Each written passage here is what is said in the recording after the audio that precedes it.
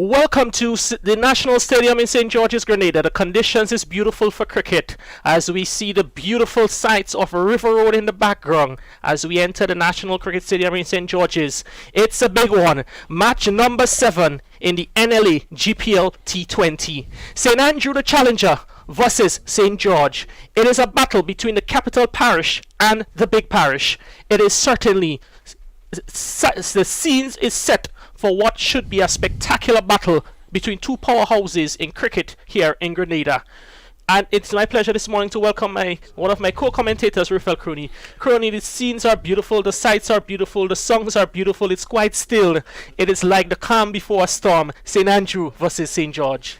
Well, good morning, Kerry, and pleasant morning to all our listeners or viewers, wherever you are this morning. As you said, it's beautiful down here at the National Stadium. And we are expecting, really a competitive game today. Both teams are undefeated so far. So really, it would be a game we expect that going to be really competitive. I think both teams boast of some players who would have played at the national level. So we expect really a high competitive match today as we get ready to start this very important match this morning. Yes, so we've had the toss earlier on, and we're now going to go to the toss as to what happened what went on in the middle earlier. We're here at the toss for match number 7 in the NLA GPL T20. It's the big one, the first match of Super Sunday 1, St. Andrew versus St. George. We have the captains with us in the middle. Daniel McDonald from St. Andrew, Cyprian Forsyth from St. George. We're also joined by the match referee, Andy Noel, and he will now hand the coin over to the home captain for today's match, Daniel McDonald, who will toss. The call is a head, and it is a tail. It is a tail. St. Andrew, you have won the toss. What's the decision of St. Andrew? We'll have a bat first. All right, it's your third game in the tournament, 2 victories on the first 2 weekends. Had a little break, 1 week break, and you're back today. What is the mood like in the camp? Well, we was training right through, so them fellas active, so it's not no strange to us, so fellas ready to play. It's a big matchup, St. Andrew versus St. George. Is excited over this encounter? Yeah, it's a very big one. Everybody looking out for it, so I'm up to the challenge. Batted first on what seems to be a good wicket, and those teams who have batted first has had good successes so far. What sort of total do you have in mind? 160 plus will be a very good score for us because we're batting really good, so we're looking forward to the batters to put some runs on the board. All right, in terms of changes to the squad, any changes to the squad from the previous game? 1. Josh Matthew out and Leon Callis in. All right, thank you very much, Daniel, and all the best to you and St. Andrew. We're now going to have a word with Cyprian Forsyth. Cyprian Forsyth asked to bat first on the wicket the first time asked to bowl first time St. George's is bowling first in the tournament. Is that what you had in mind or something differently? Now, we were looking to bat first as well, but at the end of the day, cricket is you have to bat and you have to field. So having to bowl first is a new challenge for us. First time we bowling first in the tournament, but still we're going to come out here. We have confidence in our bowlers. We're going to be looking to restrict them to a low score as possible and look to chase it down in the end. All right. You had a quick turnaround yesterday. You had a victory against St. John, pretty on the easier side. Less than 24 hours, you're back here against St. Andrew. So has been the camp any niggles, or is everybody healthy and ready to go? No, everyone is healthy. Everyone is excited and pumped and confident for this game. What happened before is gone, and we now have this task at hand. All right. St. Andrew versus St. George is in any battle coming up. It's always a big one in the past. The guys are excited, and what's in the mood in the camp as we face this encounter? Well, in T20 cricket, every battle is a big one. You can't take anyone for granted or take them lightly. We have this challenge here today, and we still have to execute in all 3 departments, bowling, batting, and fielding. And we're going to just focus on doing that here today. All right, thank you very much, Cyprian, and all the best in the encounter. Thanks. Just to remind you, the news from the middle, St. Andrew, they have won the toss and have decided to bat. All right, so just to give you some news on the squads for today, as we see the fielders, they are out in the middle, all set for action. St. George, they live in Chad Charles, Tyrone Charles, Kem Charles, Richard Daniel, Nicholas Redhead, Cyprian Forsyth, Johan Jeremiah, Javid Hazard, Daryl Cyrus, Javel St. Paul, and Akim Alexis. It is an unchanged squad from the 11 that played yesterday. St. Andrews, Teddy Bishop, Jamie Buddy, Shakim Charles, Leon Callis, Sherman Lewis, Anil Matthew, Daniel McDonald, Donald McDonald, Darren Ned, Jensen Phillip, and Richard Rogers. At the moment, umpires. We have umpires Mark and also Dicky Chatram as the 2 umpires. Yeah, so Crony, as we've been saying, it's a big battle. It's going to start quite exciting because the opening batsman for St. Andrew, we know them to be stroke players. Anil Matthew, a former under 15, under 19 stroke maker. He's a powerfully built batsman. He likes to go after the ball, loves the ball coming onto him. And Nicholas Redhead, who's opening the bowling from St. George, he will certainly supply a great deal of pace. Yes, Anil Matthew. As we see, he gets off running, finding the gap between the 2 fielders there in the backward point and extra cover position. Bit of tumbling the outfield there by Chad Charles, retrieving the ball. So 2 runs to Anil Matthew. Is off the mark and running, and as we said, he's a batsman that likes the ball coming onto the bat. Yeah, and a good confident shot, ball that he pushed square cover, and Chad Charles having to run back, he was able to pick up 2 runs. But yes, we expect it to be competitive. Teddy Bishop, who is the non-striker, is also a brilliant player, and I really respect at some high level of batting here today. Yeah, certainly. Nicholas Redder is always up for one of those guys up for the challenge. Strongly built, some strong shoulders, some powerfully built gentleman. You know, he gets to the crease in quite a good time. His run-up action looks really smooth and sweet. And coming up against 2 talented opening batsmen from St. Andrew, it can be set up for anything better than what we are witnessing right now. Yeah, we were making comments in terms of Redhead, in terms of his run up to the wicket, looks pretty fluent. As we look at him, be very fluent up to the wicket, and he been that disciplined and hard worker. We know the work that he puts out and towards his game. So we are expecting him again to really put on a good performance for St. George's today. I think he have more or less everything right in terms of getting to the crease. It's important that he keep his line. He's obviously coming up against 2 batsmen that's pretty attacking, good stroke makers. So it will be interesting. Oh, most certainly. We all wait in anticipation for the battle that is unfolding before us. Just a bit carry the toss won by St. Andrews and elected to bat. Would you have gone that direction? Yeah, well, St. Andrews, I think they're quite confident in the batting lineup they've got. I think if you look at the 11, I think you might say the batting is the strongest suit of the team. So they're feeling confident that, you know, get some runs on the board and they can defend it. On the other hand, St. George's, they got a pretty good bowling attack. So it's shaping up to be a really good contest between bat and ball here in the first half of the game. So they would want to make sure that they make that opportunity count, that to bat first on what seems to be a very good wicket. Yeah, very evident.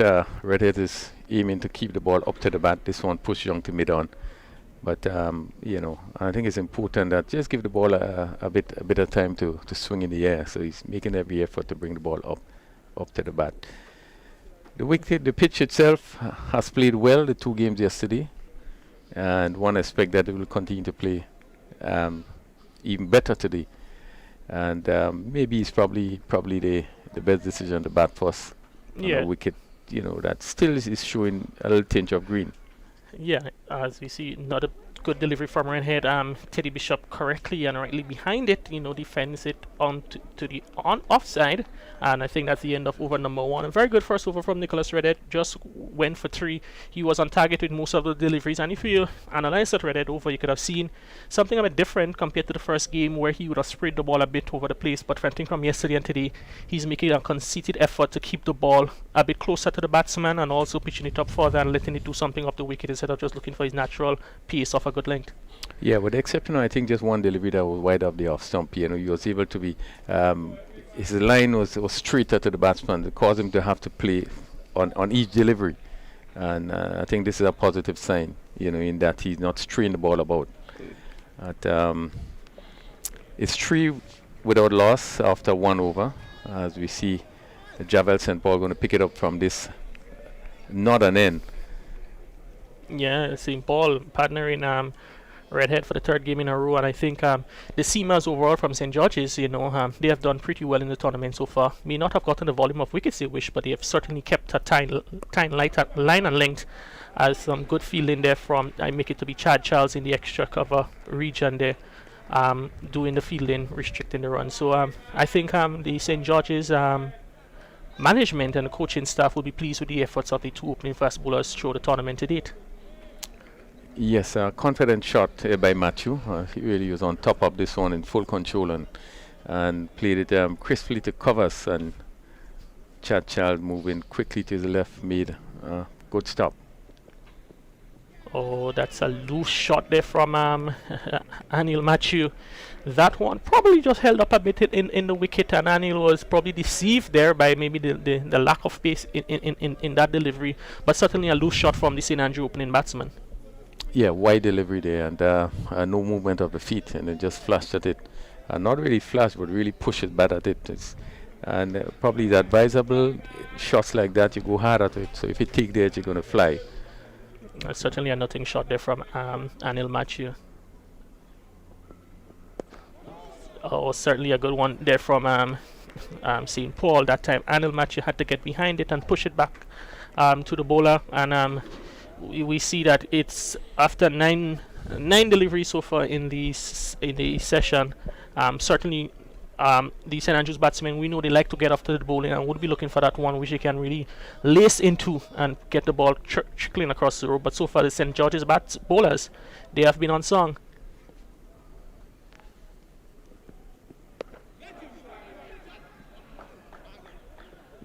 That one there played towards the offside there, and that would be Daryl Cyrus coming from the backward point region. It beat Chad Charles in the fielder in forward of point. They picked up 2 more runs, as Kearney, I think the outfield still looks to be a bit on the slower side, and not the traditionally fast blazing outfield we've been accustomed to at the National Stadium. But it means that the batsmen would have to put more effort into the run in this match and the subsequent match today. Yeah, a bit surprised that the outfield is that slow. Yes, we have having a bit of rain, but generally this outfield is very fast. But as you said, we have seen for both days. Good shot there by Anil as he hit into the covers again, and picking up 2 runs under normal condition, that ball would have really raced across the surface into the boundary. Yes, a bit slow, which is a bit surprising. But both batsmen looking fairly comfortably. I think there's nothing much, some room being given there by St. Paul and Matthew hitting through the covers. Looks very, very confident, both batsmen, I dare say. And that time he rocks back onto the back foot and pulls through the mid-wicket region. Excellent shot from Anil Matthew. St. Paul shot in length this time, and the tall, powerful batsman from St. Andrew just leans back and pulls forward of square, and that gets the first boundary of the inning. St. Andrew then move to 7. I make it 11 without loss after over number 2. Yeah, good shot by Matthew. Short delivery again, and it tells you that even that wickets, that delivery seemed to just stop, and really was in position and hit it sweetly through mid-wicket for 4. We have seen Kerry over the last 2 weeks. We had the tournament started, and we look at the scores. Surprisingly, the scores have been pretty low. Yes, there's been only 2 scores over 150 in the tournament. Yeah.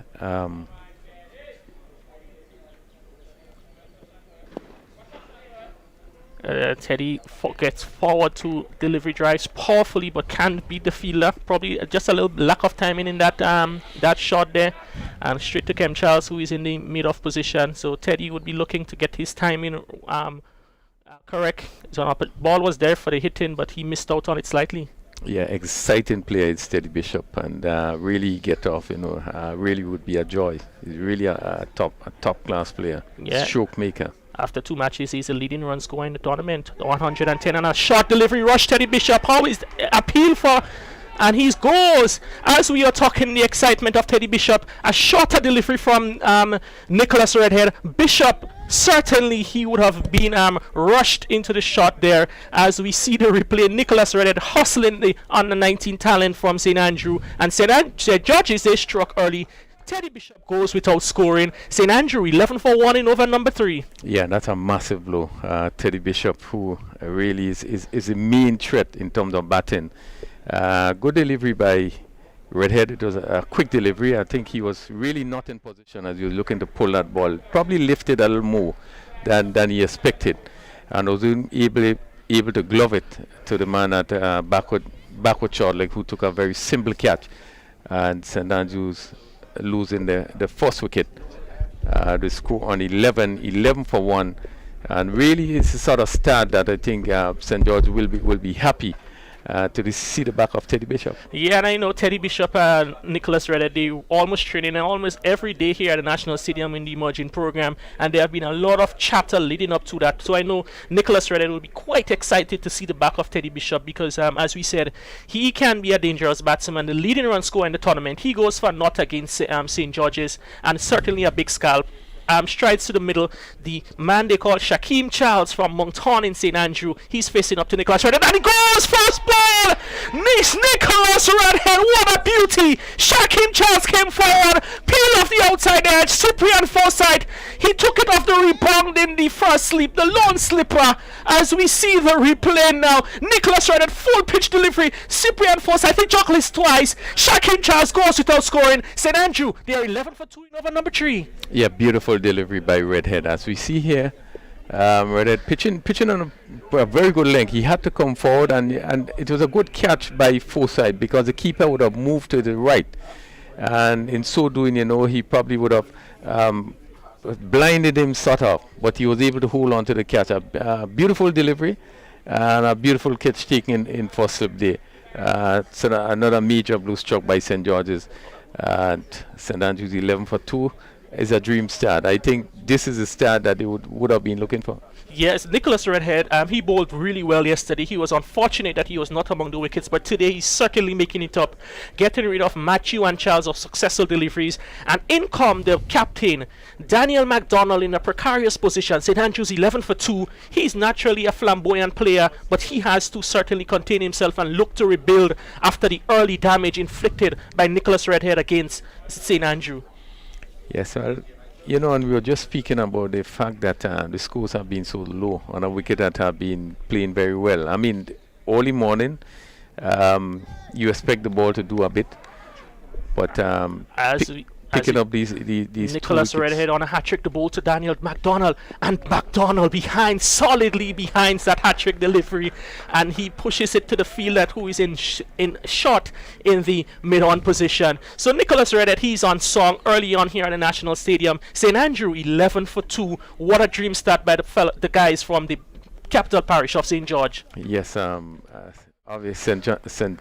Andrews really would have loved to know that they have in the power play, they have the opening batsman, or lose probably just 1 wicket, but to lose 2 wickets, and the important scalp of Teddy Bishop really would have rocked them. Oh, and that delivery just turned on the onside there. The field line shot met wicket. I make that to be Kem Charles does the fielding. So Nicholas Redhead, he's certainly hitting the right lengths, and Crony, the over so far. I don't know if it was something that he would have tried to work out Teddy Bishop against the short ball, but the first ball of the over, Teddy Bishop got a shot one, surprised him. He followed it up with a beautifully pitched delivery, which drew the new batsman Shaquem Charles forward, caught the outside edge. Cyprian Forsyth did the job in slip, and followed it up by 2 good length deliveries to the captain Daniel McDonald. Slightly over pitch there, Daniel into the stride, opportunity for a run out on the non-strikers, and they complete the single. And it's 1-1 to St. Andrew. They're 11 for 2, 12 for 2. McDonald is off strike, but Crony, as we anticipated, the matchup is certainly turning out, living up to its hype so far. Yes, very good start by St. George's. I think Redhead has really bowled well here. Really been keeping the ball up. The short one that he bowled to Teddy Bishop was a quick one. Really caught him in really no man's land. But as you said, followed up with 2 beautiful deliveries, and he deserved those 2 wickets that he picked up, and really is a sort of start that St. George will be happy about. And it therefore means that St. Andrews now will have to dig in. They will have to really try to get something going, try to avoid losing any other wicket before that power play finishes. Yeah, so 12 for 2 as we see St. Paul. He will begin his second one coming from the northern end of the ground, the Dabo end, historically here at the National Stadium. And Daniel McDonald takes strike. As we said, Daniel is normally a batsman who likes to get after the bowling, but he gets a short ball, and oh my goodness, that is a disappointing dismissal from the captain of St. Andrew. Short ball, he was in no position to play that shot. All he did, he offered the simplest of catches to Kem Charles there in the short mid-wicket position. And Daniel McDonald goes for one. St. Andrew, they're making a mess of it. They are 12 for 3 after deciding to bat first here at the National Stadium in Game 7 of the NLA GPL T20. Yeah, bad shot to a short delivery, really like a nothing delivery. And I think his intention was just to attack. And from the time he saw that ball shot, he just get back and try to pull. And really loved it to mid-wicket. And really is a bad start. We've seen a bad shot by the captain there. And St. George's really is really putting the pressure on. 12 for 3. We are only in the fourth over. Really good start. Yeah, we would love to see, these are the players we'd have known for a long time being around the cricket, and we know the capabilities of the likes of Daniel McDonald. But when you see him getting out in such a manner, it really leaves you frustrated, because it's a really talented batsman, and as a captain getting dismissed in that manner, your team 12 for 2 in over number 4, you would want to play it a bit more cautious, get out of the dangerous pair of St. Paul and Redhead, and look to lay a foundation that your team can set an overwhelming total. But he goes, as we see another short delivery, and this time the new batsman Daniel McDonald, he beats the fielder there in the middle of position. The ball races into the boundary for 4. So it's all action here at the National Stadium. Wicket followed by a boundary, and St. Andrew is 16 for 3, and they're certainly up against it here at the National Stadium against St. George. Yeah, short delivery, and really could have just went past just to the right of the field at mid-on. Just was able to elude him and went down to the boundary for 4. Not a confident shot, and he's looking interesting batting there by Donald McDonald. Really just looked to be flashing at that ball that came off the edge and went down to third man. Really mature batting by McDonald. The way he has played the first two shots. Is it's all whether or not he is batting probably in the 15th or 16th over with the overs running out, but in over number 4, playing sort of loosely, flashing the bat loosely outside the off stump, get a big tick edge down to third man. He would certainly want to buckle down a bit and be a bit more cautious in the overs ahead.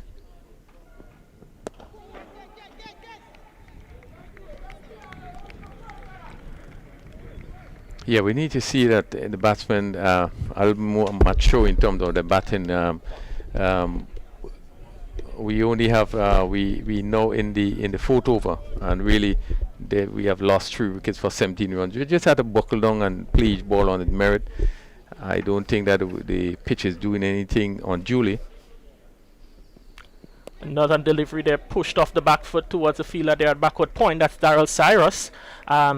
He does the fielding, and there is no run. So St. George's looking to maintain the stranglehold on proceeding so far.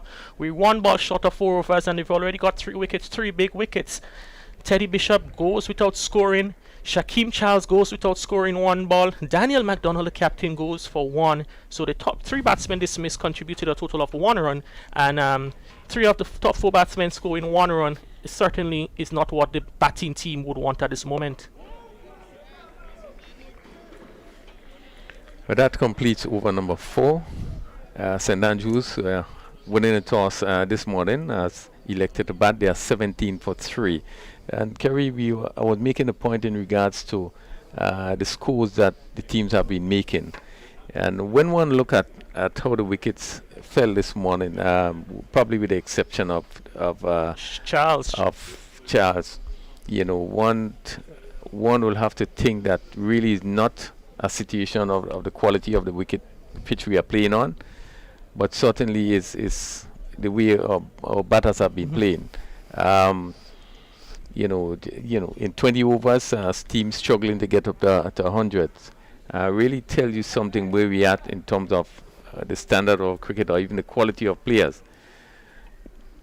Yeah, I think it's just about 120 deliveries, a lot of deliveries, and you can score a lot of runs, but you have to play the ball on its merit, and you can look to score 115 10 overs. You need to pace yourself, and teams have been going helter-skelter from the beginning, losing wickets and then forced to consolidate in the middle, and most times it's not been working for them. In the tournament to date, we've had 2 scores over 150. St Andrew, they got 179 in the very first match of the tournament, and yesterday St George's they got 153, and coincidentally both games were against St John. Yeah, well, both these are the 2 teams that would have scored the highest total in an inning, and they are battling today. So one would expect that you would get some form of challenging total by the team batting first.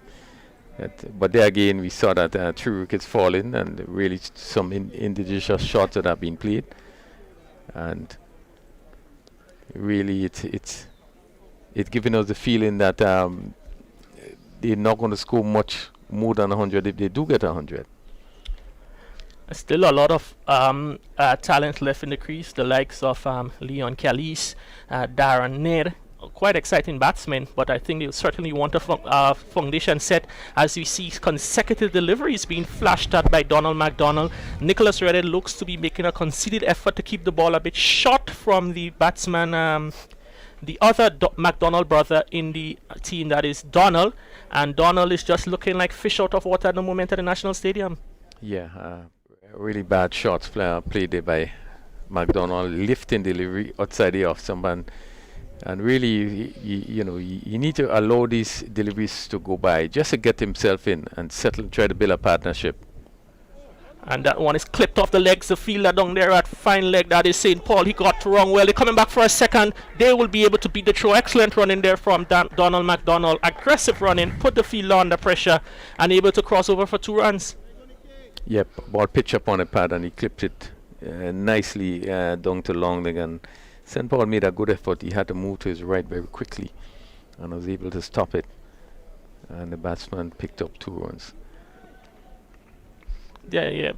Badly lined delivery in this instance from Reddit. St. Paul, he did well to get around. The ball was travelling at some knots. Got it wrong, but just had a little fumble. And the batsman were able to cross for 2. Oh my goodness. And Donald McDonald, he's charging St. Paul. The Redhead, the big fast bowler from St. George's, he doesn't connect well. The fielder at the mid-off position, he's able to retrieve the ball and restrict the batsman for 2. But Donald McDonald looks all business at the moment, and he certainly wants to get the action rolling. Yeah, it's very clear that his intention is that he would attack, and he drove this ball back over the bowler's head just about mid-off and picked up 2 runs. Really never in control. The timing was not there, but I think might be important to make some adjustment to the field based on how McDonald is playing. And this time he goes for the almighty heave, just eluding the fielder there. That is Akeem Alexis in the extra cover position. The ball ballooned over him. Akeem Alexis running towards it. He was never able to get into it, but it's certainly a chancy innings so far from McDonald, and if he stays out there for 10 to 15 more minutes, it's certainly going to be more action and excitement here at the National Stadium. At the moment, after 5 overs, St. Andrew they're 22 for 3, Anil Matthew is 11, and Donald McDonald is on 10. Yeah, we certainly had to ask the intention, probably was the plan of the batting of St. Andrews. He had been flashing at almost every delivery, and that ball was nowhere near to play that sort of shot. He just swung at it, and he just went over cover. So really, it's a bit of immature batting, and one have to ask really what the plan, what the intention of St. Andrews in terms of the batting.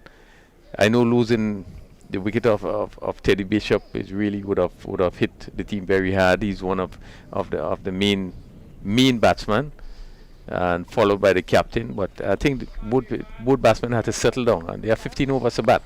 Yes, he needs to settle down. Yeah, 22 for 3. We see after 5 overs a change in the bowling. The young, exciting Tyrone Charles on the 19 prospect. He takes up the action from Northern End. Very smooth action. Rushes and he'll match. That is Donald McDonald. Shot delivery.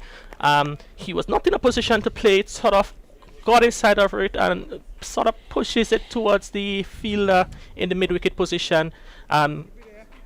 Ewan Jeremiah, he does the fielding and sends the ball back to the bowler. But McDonald, he is looking to really push onto the accelerator. The ball hitting on the topper portion of the bat, the previous delivery. And I can tell you, you have to keep your eyes open for the actions once McDonald is on strike. Again, looking to pull. The ball is not short enough, Crony, for that shot he attempting. Well, it's very clear that he's going to play one way. He's going to play one way, he's going to attack. Whether the ball is there to be attacked, it's very clear his intention is that he will attack. You know, so something is going to happen when McDonald is facing it. Either he's going to get the ball to the boundary or someone, would be called upon to take a catch. Yes, we see Tyrone Charles gets ready for another delivery. And that one is driven powerfully down the ground there. McDonald pitched up slightly. He was able to get onto it and laces it through the mid-on position. It didn't pass that far from Ewan Jeremiah, but all he could do was just watch him sail past him as a tracer bullet. McDonald, he moves on by 4, and St. Andrew, the 26 for 3. Yeah, lovely shot. Over pitch on as he moved forward and really hit it beautifully down to mid-on for 4. Good shot.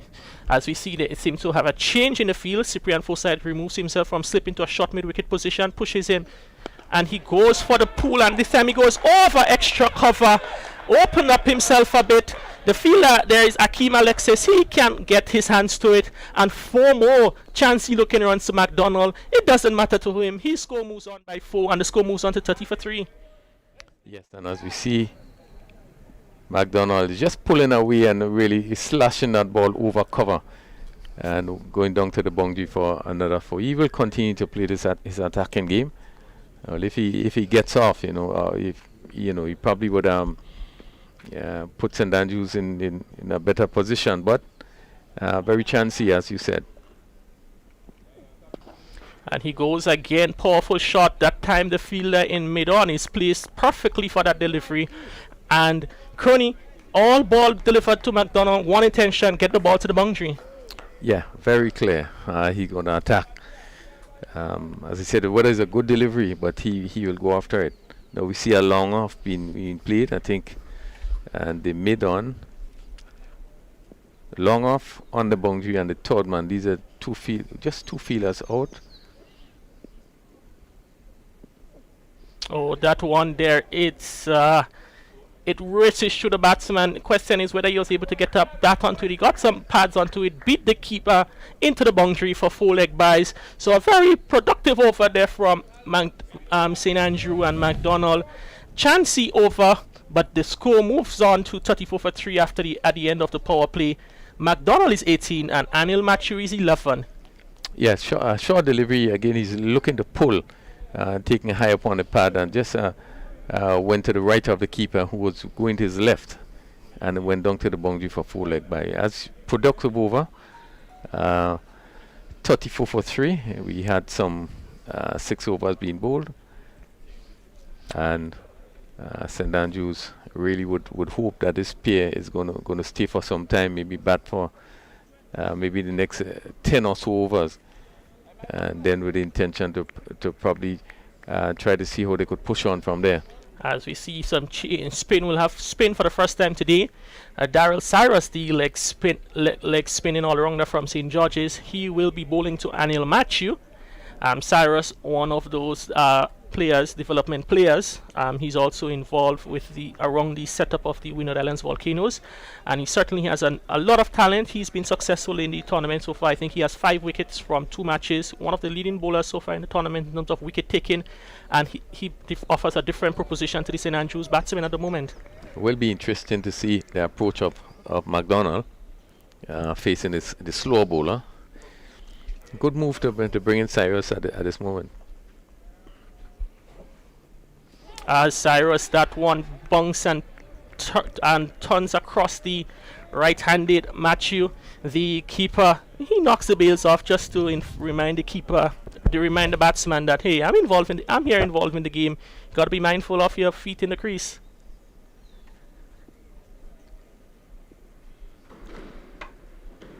And that time is a short delivery. A bit of indecision there between the two fielders, but the two batsmen, but they crossed successfully for a leg by. And Kearney, you've got your wish. McDonald is on strike to the leg spinner Darrell Cyrus, and it can be fireworks. Yeah, it will be interesting to see his approach. No retaking his guard, probably take a leg stump guard. And one slip, catch in position. As we see the fielder, we have two fielders. The fielders in long on and long off, they're back. We have a sweeper on the offside and a sweeper on the leg side. So St. George's, they're expecting the batsman to go big. And he tonks it down the ground. Clean hit there from Donald McDonald. He got to the pitch of that delivery, and in one flowing motion, hit straight down the ground. Sweet action there from McDonald. He moves on by 6. He moves to 24, and St. Andrew, they 41 for 3 in over number 7. Yeah, good shot to a ball tossed up, giving some air, and hit it straight back over mid-off. And he goes again for the expansive shot. This time the fielder there, that is Redhead, is able to do the fielding on the boundary. He can only get 1 this time, and after 7, it's 42 for 3. McDonald 25 in a very quick time. Anil Matthew, who opened the batting, is on 11, 42 for 3. 7 overs, and this pair really is trying to repair the only damage that have been done with swashbuckling in 25 from Donald McDonald. And the partnership is 30, and 25 of those is to McDonald. So it certainly shows. And I believe there was been 4 leg byes or 5 leg byes. So all the runs in the partnership was scored either by extras or McDonald. Well, he's preparing to face Tyron Charles. This time with the fielding restrictions relaxed, we see the field that fine leg is being pushed back to the boundary. So we have 4 fielders inside the circle, and everybody else is out on the boundary, manning the ropes.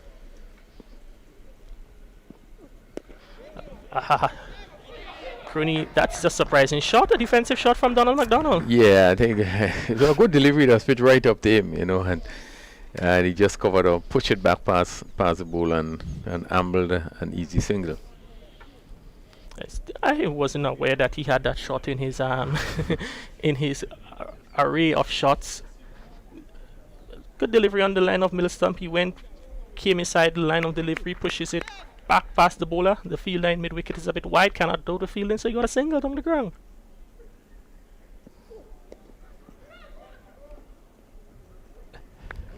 It's almost as Matthew. He's like a passenger in this partnership so far.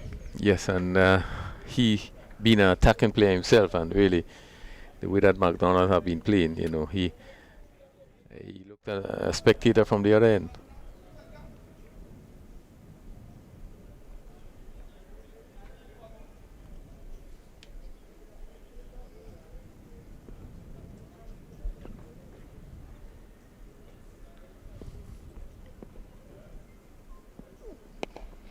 Swings and swings well. The fielder at the mid-wicket position, he has to run back to do the fielding. So too is the fielder at long on.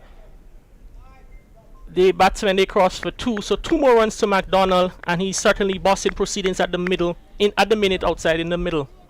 Yeah, any room he have, he's going to play a shot. I think the delivery before which he pushed down to mid-on was a bit closer to him and didn't give him the room to swing. This one was more on the off stump, just give him that room so that he can swing that bat, and he hit it through mid wicket, which was vacant. And he picked up 2 runs. There's no mid wicket fielder being placed on the boundaries. Mid wicket, they're long on, long off. Third man, and we have a cover on the boundary. Oh, that time he's cramped for room, ball jagging back into the right-handed batsman. He has to sort of jab at it and keep the ball out. And very good delivery there from Tyrone Charles, making a concerted effort not to give any room to the batsman. Yeah, I just need to use a bit of variation and have the batsman in doubt. And that one cut back into the batsman. So again, he was cramped for room and just had to push it down in front of him.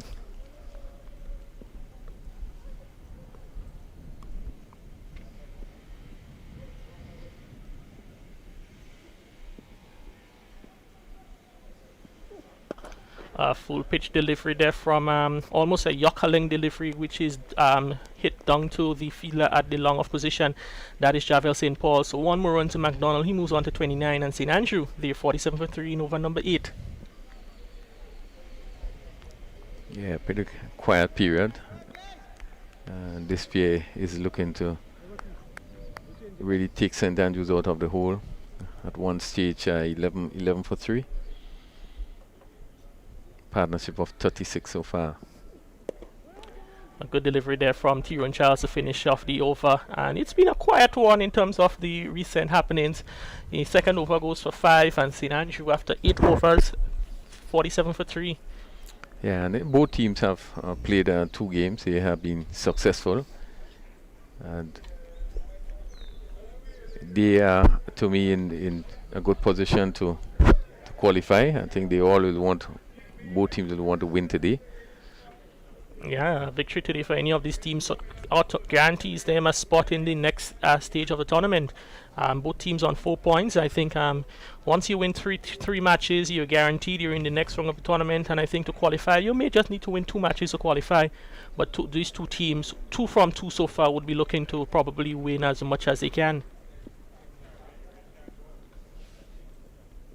Oh my, and that one is hit high and hard. Nicholas Redhead runs in. Oh, he drops it. He had a long way to run in on the boundary. The ball suckling as the batsman they cross for 3. And Nicholas Redhead an opportunity to get the dangerous McDonald out. He drops it, running in from the boundary. 3 more runs to McDonald. That means 50 for St. Andrews is up 50 for 3 in 49 deliveries, 4 fours and 1 sixes, and a missed opportunity there from the big fast bowler from St. George's.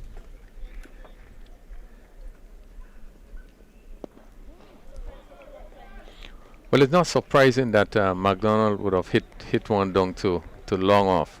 But you look at Redhead trying to take that catch, and his fingers seem to be pointing in the sky.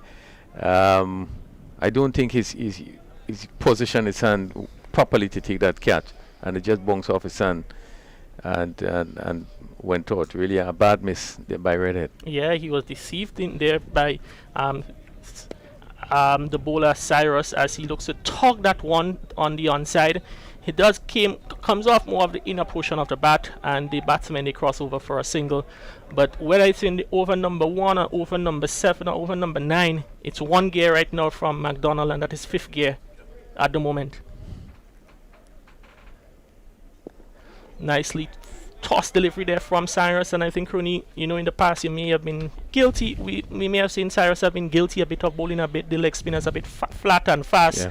And in this tournament so far we can see he's making a concerted effort to give it a bit more loop to slow up the balls, and which has so far shown to pose challenge to the opposing batsman. Yeah, when the catcher was dropped at long off, there was one that he gave some air, and that last delivery there, he gave it some air, but it was difficult for McDonald to hit from there. So really, in terms of giving the ball some air, I think it's always important to give the ball some air. As Chad Charles does some running on the boundary. Excellent effort there from Chad Charles. He had to dive over the delivery, got a hand to it to keep the ball into the field of play. So 2 runs saved by Chad Charles on the boundary. The end of another eventful over. A one in which St. George's dropped Donald McDonald, and after 9 overs it's 55 for 3. Yeah, short delivery ball by Cyrus there, and really I think the batsman would have wanted to do quite a bit more with this delivery. Just hit it down to the fielder on the boundary. Very good effort there from Charles as we see the replay. And Charles move, just dive in there, just to stop it, just before it get into the boundary. 55 for 3. St. Andrews is motoring on, and this is because of 35 being scored by Donald McDonald.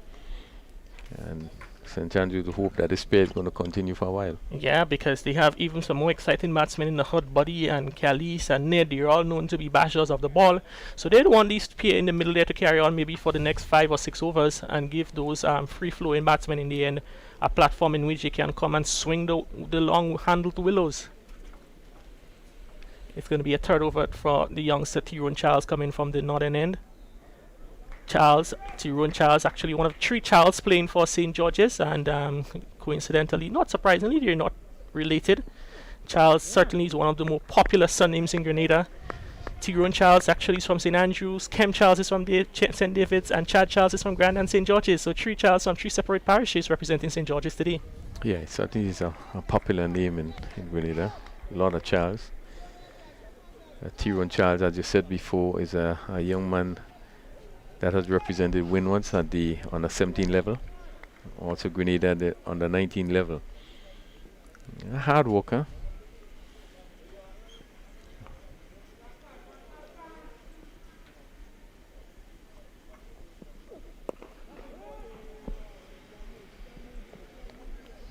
A very quiet Adil Matthew. Yeah, he's Quiet by nature, stroke player. Well, certainly the fact that they would have lost 3 early wickets, I think someone will have to dig in. Yeah, I think so it's up on him to bat the full 20 overs because, you know, McDonald is going helter-skelter at the next end. He doesn't need to match him at the moment. He just needs to ensure that the wickets are preserved so that the team can lay a foundation to help post a challenge in total. Opens the face on that one, guides it down to the third man region for a single to get Donald on strike. One more to St. Andrew. Yeah, sensible batting by Matthew. It's just steering this delivery down to third man, taking up the singles.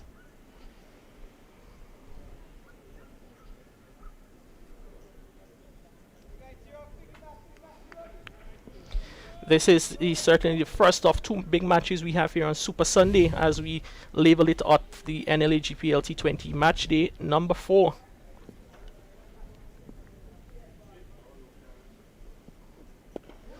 And Donald McDonald gets behind that one, plays it onto the offside. Fielder close Hakim Alexis in the extra cover does the fielding, no runs. So currently later on today it's going to be St. David. They're coming up against St. Patrick in what is certainly an important encounter for both teams. Both have played 2 matches, won 1, lost 1, and the 2 teams this evening will be desperate for a victory. Yeah, very important game for each of the team. I think anyone winning this afternoon certainly would put them closer to qualification. So really is a very important game to both teams. Most certainly, and the excitement is only just keeping up as Donald, he goes downtown, and the fielder, that is Jeremiah, on the boundary. Probably you would have had intentions of going for the catch, but he was able to drop about 10 or so yards before him, so he just settled to protect the ball from going into the boundary. Yeah, dropped short of the fielder, really had no chance. But again, McDonald not getting hold of this delivery, looking to swing over long on. And the drop very short of Jeremiah, who was on the long on boundary. Yeah, some of the fielders might have been less experienced, and Jeremiah might have been rushing in to probably take the catch, and we've seen numerous occasions the ball just eluding them into the boundary. A very tidy over there from the end of a tidy over from Kem Charles in one in which 2 runs was conceded, and after 10, the midway stage of the inning, St. Andrew 57 for 3 after 10 overs. Yeah, good over by Charles. He's now bowled 3 overs for 15 runs. I think he just got 2 runs in that particular over. So really, it's a good over. He kept the ball up a pretty good line, and then Matthew, who opened the inning, is still there and really is putting it head down as is necessary now. Having been 11 for 3, Matthew just putting it head down, and really he should be looking to bat right through the inning to make sure that St. Andrews is going to end up with a score, that sort of competitive score, and you would hope that you get some support from the other end. As I welcome my co-commentator this morning, Justin Hector. Good morning. Yeah, morning Raphael. And so far some exciting cricket. It's like even Stephen still at the moment. I don't think any team 3 wickets down St. Patrick, St. Andrew, but they're beginning to really move things on, and I think one really cannot say some work to do down in the deep and put down. They feel like coming around from the long on position, and a catch that really should be taken, and St. George probably guilty of just giving it away by the fielding. Yeah, some casual nature there by Kem Charles coming around. He never give the impression as who he wanted to take the catch. Again, this time swung down towards the mid wicket area. The fielder comes off the boundary and do the fielding. So really, at that level, we expect those type of catches to be taken. Yeah. As I said before, I don't think he was really positive. You just move around and they could see sort of easily, and never get his hand in any good position to take it, and I just bunked out his hand. Change of bat for Matthew McDonald. Probably blaming the bat for his lack of timing. Well, he have been going forcefully, playing some big shots, and not all of them were really going. The timing was off, and that full toss, he probably should have done a lot more. Maybe hit it between that long on that mid wicket. But he's on 37, and again straight down the throat this time. So once too often he went to the well, and this time that was redhead, making up for his previous blunder. Yeah, this one was straight to him. He didn't have to move at all, And Donald McDonald, who really have been playing the way he have been playing since he came in, and that he was very attacking. And this time, load to long off. So he goes for 37, and St Andrews are 59 for 4. We are in over number 11, and St George's striking an important blow. I think they had the opportunity of picking up that wicket, with a few catches that have been dropped, but they still be able to pull back and take up this important wicket. Well, the bat which scored 37 probably was a better bat. He should have probably kept it. Certainly, yeah, because this one really came off the bat nicely. And as I say, if he looked to hit the ball over the top, he probably would have cleared it easily for 6. But he just swung, and just went straight down to the fielder. I think it was a smart bit of bowling to the length. It didn't quite give him the length to get underneath the delivery, so therefore he was just able to hit it flat. Rashid Daniel, leg spinner, had picked up that important wicket, and he's bowling is force over, 3 deliveries. Ball with a little bit of air, and hit straight down to long off. Yes, so Calist is in there, and just had 1 delivery. Again, a well-flighted delivery by the bowler, by Daniel. And new batsman is Calist. Delivery called wide down the leg side, and rightfully so.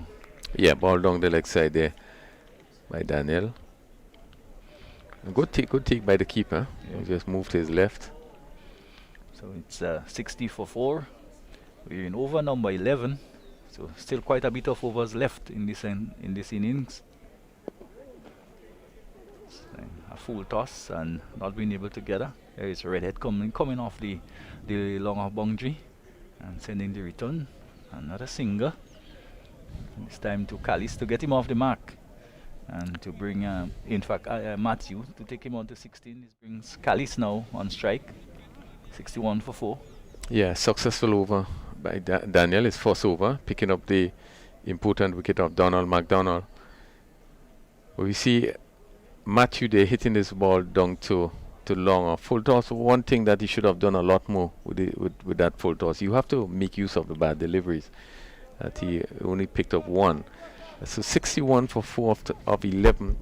I don't think it's the sort of stats that St Andrews was expecting when they won the toss and decided to bat today. But still 9 overs to go, so it's quite a number of overs to go. What we've seen in this format of the game is teams being able to recover because it's such a short format, and you just need somebody to come in probably and make a major score, a quick fire 30 or 20 or 30, and you're back on track. Beaten outside the off stump, an appeal goes up, but the umpire says not out. And just some movement there for the bowler, for Charles, probably away from the bat, and the batsman just grouping at it outside the off stump. Yeah, ball right up there, and the batsman, they just coming forward, probably looking to push it somewhere on the offside. They made no contact and was taken by the keeper.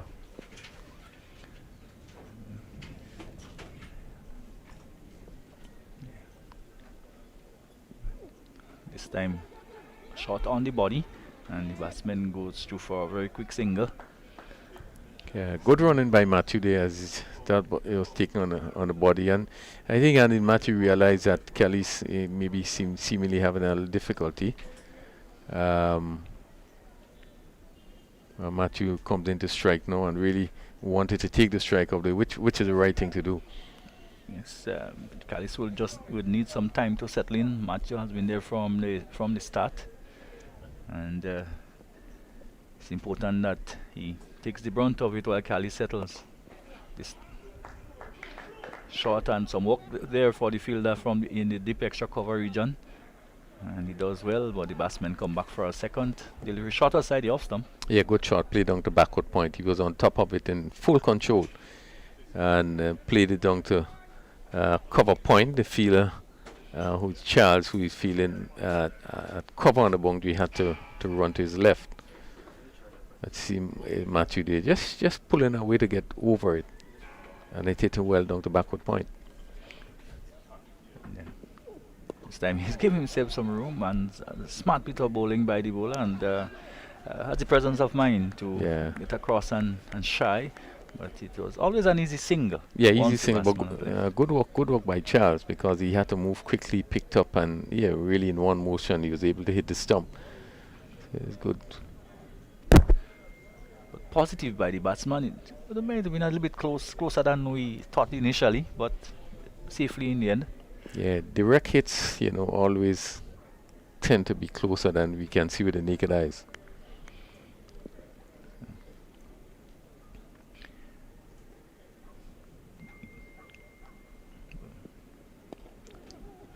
This time just straying a bit in length, picking up a single just to the right of the square leg umpire. So this takes Callis to 2, 66 for 4, St. Andrew. And you still get the feeling, Crony, that whatever they would end up with eventually, they continue like that, would probably still make for a very exciting game. All the games so far you've seen, despite what maybe for the exception of 1 or 2, have been fairly exciting. The scores haven't been extravagant, but well, yeah, I was making a point earlier on that you look at some of the games and some excitement there, as there was some indecision by the batsmen whether to go or not to go. Eventually they go. The fielding probably could have been better, would have put them under some more pressure, but in the end they didn't manage to make it through as a result of an overthrow. Yes, no, and Callis committing himself to the single, and probably the bowler had enough time to get back to probably closer to the stump. Yeah, but and you find that generally you don't find bowlers getting back to the stump very quickly, particularly fast bowlers. But if he was able to get back, then he could have thrown it straight to him. But it seemed to be a norm now that the bowlers rarely get back, particularly the fast bowlers, to the stumps. It's 67 for 4. We have 12 overs, and St. Andrew really want to develop on this. As we were speaking before, the type of scores we have been having for the games, very low scores on a good pitch. Batsmen really have been doing very well. Yes, so and he's bowled him. Had delivery thrown up very, very, very high, and Matthew will be really be disappointed with himself. Look to hit that somewhere behind square. Gronia delivery throws tossed up on about off stump. Well, this is a poor shot, really, really poor shot. Ball that was given a lot of air as we look at the replay. Ball given a lot of air. Could have been, and he swung right across it. Ball that you could have come forward and hit on the full. Really, really is a poor shot, and this is why I think we are seeing the sort of scores that we are seeing. Is nothing about the wicket, but it's really have been poor batting. A simple delivery to come forward and just stroke, and that sort of shot. You're not stopping short, Crony, of equating that with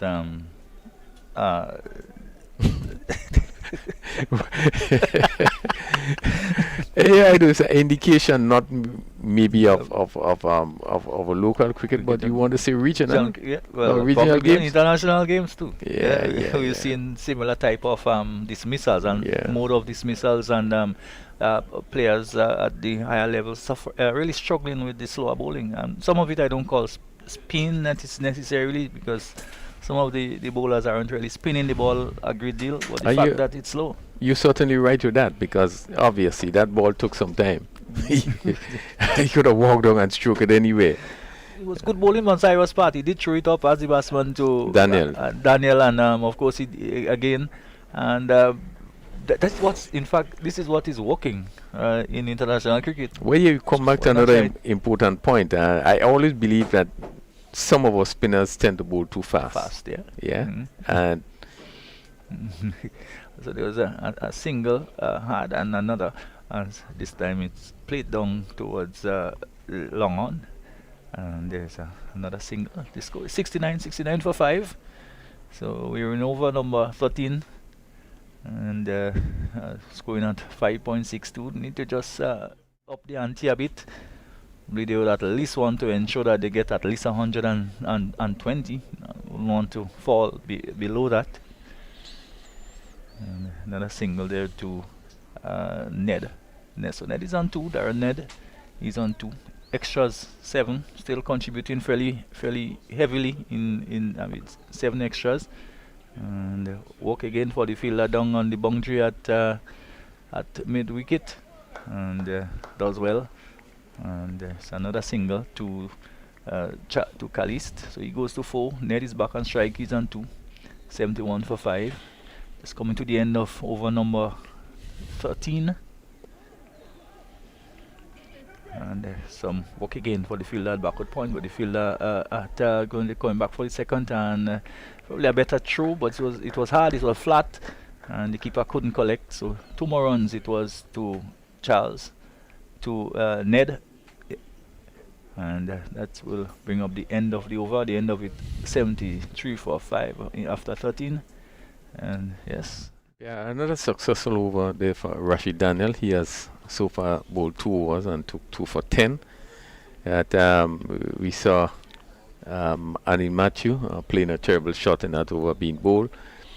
But again, you think that, as we were making the point about the slow bowlers, it just seemed as it was creating a lot of problem to our batsmen. You had to look up, you had to think. Anytime it calls for thinking, it seems as though it becomes a problem. But I think that's just one of the weakness of our batsmen in terms of playing spin. And as you rightly said, maybe not spin, but slow bowling, really. But the display we have seen by the batters from the St. Andrews team, is nothing encouraging, really. Would have been very disappointing. well, in fact, even what we've seen, as I said, from the higher level is not so encouraging either. Delivery turned away and cannot score. It is a cause for concern, though. It's a real cause for concern. Well, it is, because we expect that the players are playing are probably some of the better players in our parishes, and therefore we expect a certain level, but we haven't been seeing it. Teddy Bishop went early, and I don't think that wicket would have certainly affected the rest of the team when Bishop went, and nobody else look very confident of playing since you have lost the first wicket of Teddy Bishop. This one may just be slanting down the leg side. An appeal by Kem Charles. He should have been on the front foot. Yeah. So here again is Calist. The stump wider side, the off stump.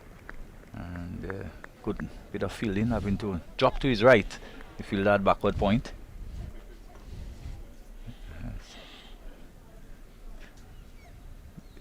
Kem Charles, very economical action.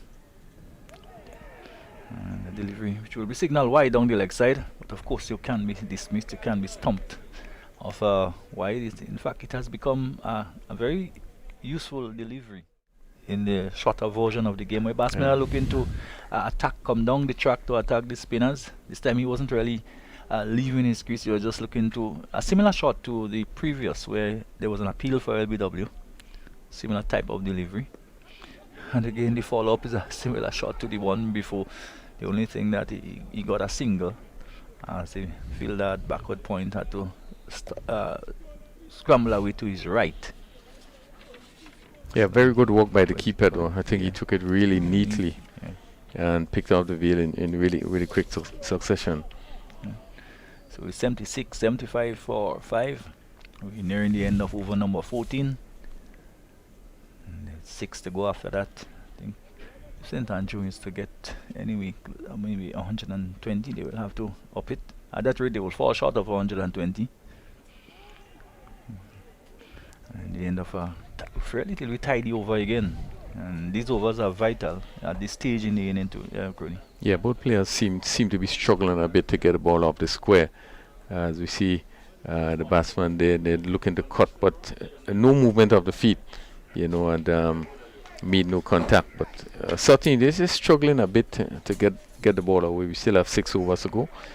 And they just need to push it around a bit, maybe wait until maybe the last 3 overs and see how much they can get, but we are not seeing that positiveness from the batsman. Yeah, that's how it's all has to be calculated.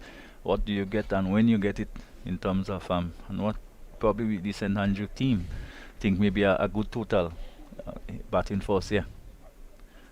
So sometimes I get the impression this again delivery could have been met on the full pause. I get the impression in terms of the plans. Sometimes the plans of the team or the directive that the batsman is given when he goes out there in terms of going forward, what should be done. They don't seem to show. They're not sure whether it's to attack or whether it's to defend. Whether we looking to get 4 runs per over, as the case may be. So I think a lot of time it goes on to the planning of the various team. And this one gone high, gone long, and it's gone over the fieldsman at long on this time, and it goes for 6. So a good hit this time. Ned again going long as Daniel tossed it up, and he got underneath it and hit it long and far. It's a good shot. So this is what we'd probably want to see a lot more of. And this time, yes, and this time getting one which is tossed up again, but a much fuller length. This time cannot get underneath it and just plays it back up to the bowler. So they're into the 80s, 82 for 5. Ned is on 10, looking to swing that one around, another wide. It's delivery pitch just outside the leg stump, but positive intent. In fact, there's a mass expanse of areas just behind square. There's no one from fine leg right back to backward square. So any for a comedy of errors there, and probably if he had picked up Alexis, if he had picked up, it would have been very interesting to see if he had picked up and hit the stump, what could have happened. Yes, we saw a good shot in that over, hit for 6 again. Daniel, yes, toss. Again, near miss again as he came forward. And just ball went very close to the stumps. Probably not quite judging the pace properly. Maybe a quicker delivery and ball just taking in a portion and bouncing over the stump, which shows that probably the hardness of the wicket. Crony, it's very good wicket to bat. Yes, it is a really good wicket, and you want to see a lot more of that. A number of the deliveries have been tossed up. Really, it's deliveries that can be met full, because it's coming really slow, and but the batsman, probably does not want to leave the crease, and find difficulty in hitting. But we saw a good shot by Ned hitting over long on for 6, and that one he had room to swing the bat there, and he swung hard and hit it over long on for 6. So there's 15 gone, so it's 83 for 5. So the final 5 overs.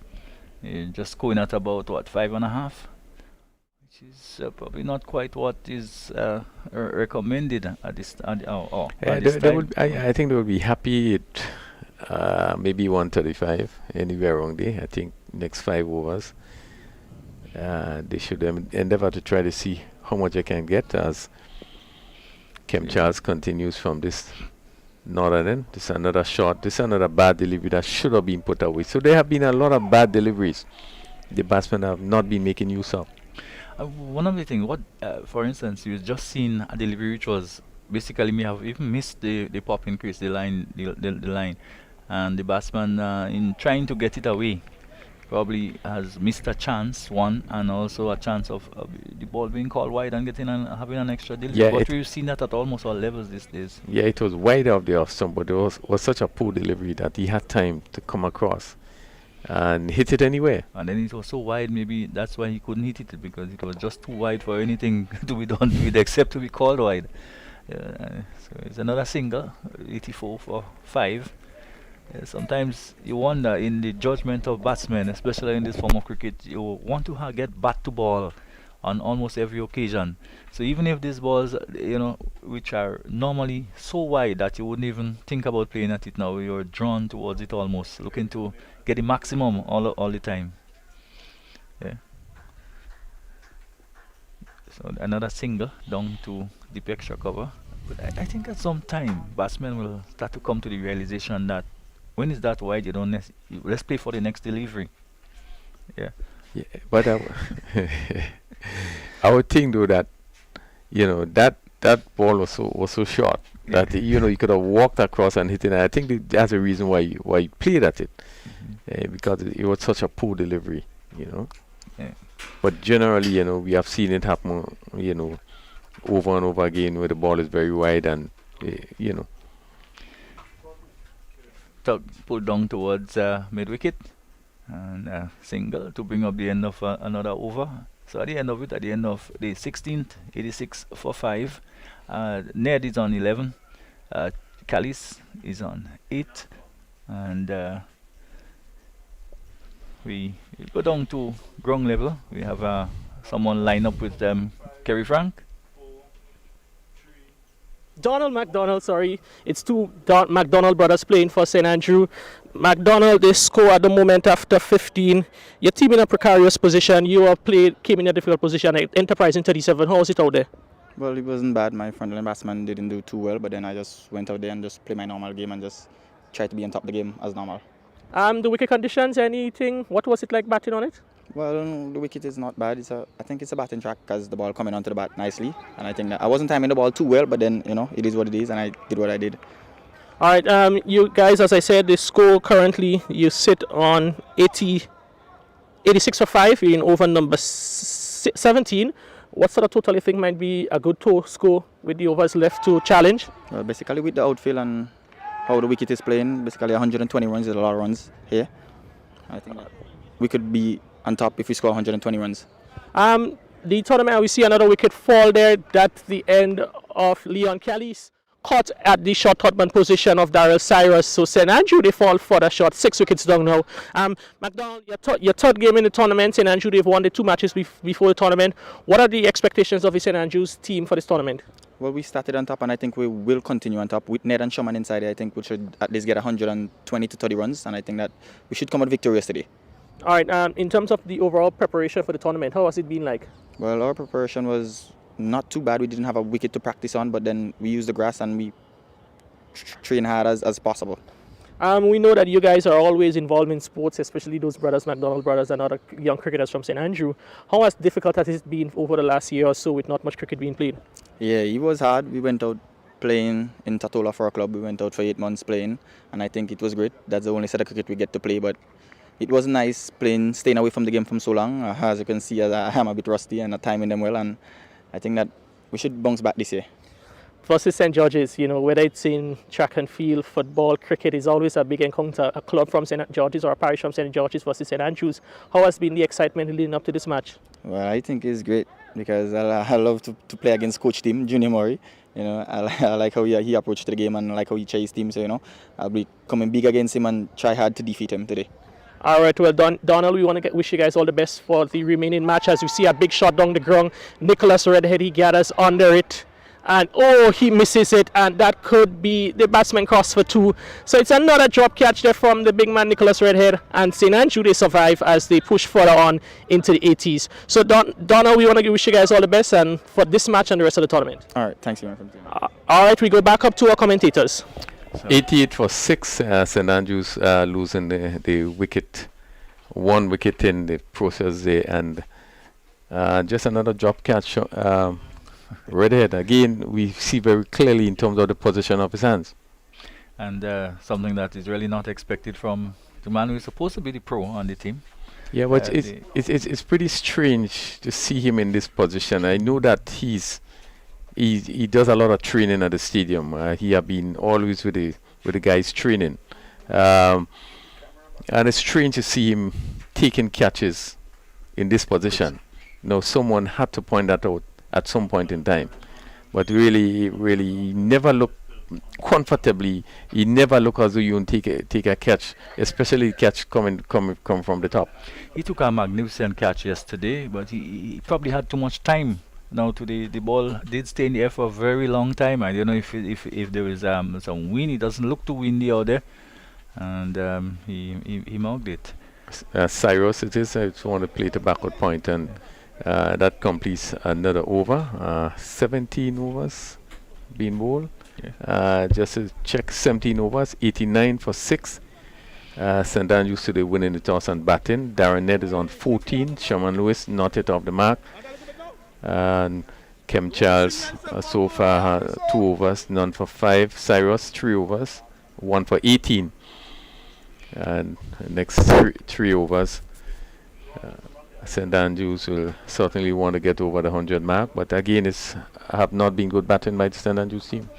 Yeah, about Crony on the captaincy of Forsyth, I think he's been quietly doing a very good job in terms of field positions and planning for field in terms of where the areas he exactly want the batsman to be hitting the ball. Don't know if you've been paying too much attention to that. Another chance and yes, out. So more problems for St. Andrew as another wicket goes down, and it's that of Ned was gone, and Sherman Lewis, who is there, he hasn't yet faced a ball. He's or not. Ned has gone for 14, 89 for 7. So is that 130 realistic? Yeah. Well, St. Paul just came on, so I cannot see the slow ball, but it was a slow delivery, and there was Ned pushing at it and really played obviously too early and just scooped that ball to mid-wicket. The mid-wicket fielder and Cyrus come in and take a simple catch. 89 for 7 again. You know, his poor judgment, but one should give St. Paul some credit because it really was like a slow off cutter, and Ned pushing at it and was only able to play it to mid-wicket. So 89 for 7, and as you say, Justin looking pretty dicey whether or not he's going to get 110. Yes, and they said maybe 120, just a shot of the clouds above. Lovely day, Crony. Yeah, it's a really beautiful condition. There's the pitch is playing very well. The sun is not very hot at the moment, but a really cool condition. Walk again for the fielder coming off the long on boundary, and a single. So 90 into the 90s. Lewis off the mark. Rogers, the new man in. That's Richard Rogers. And St. Paul will be looking to do further damage.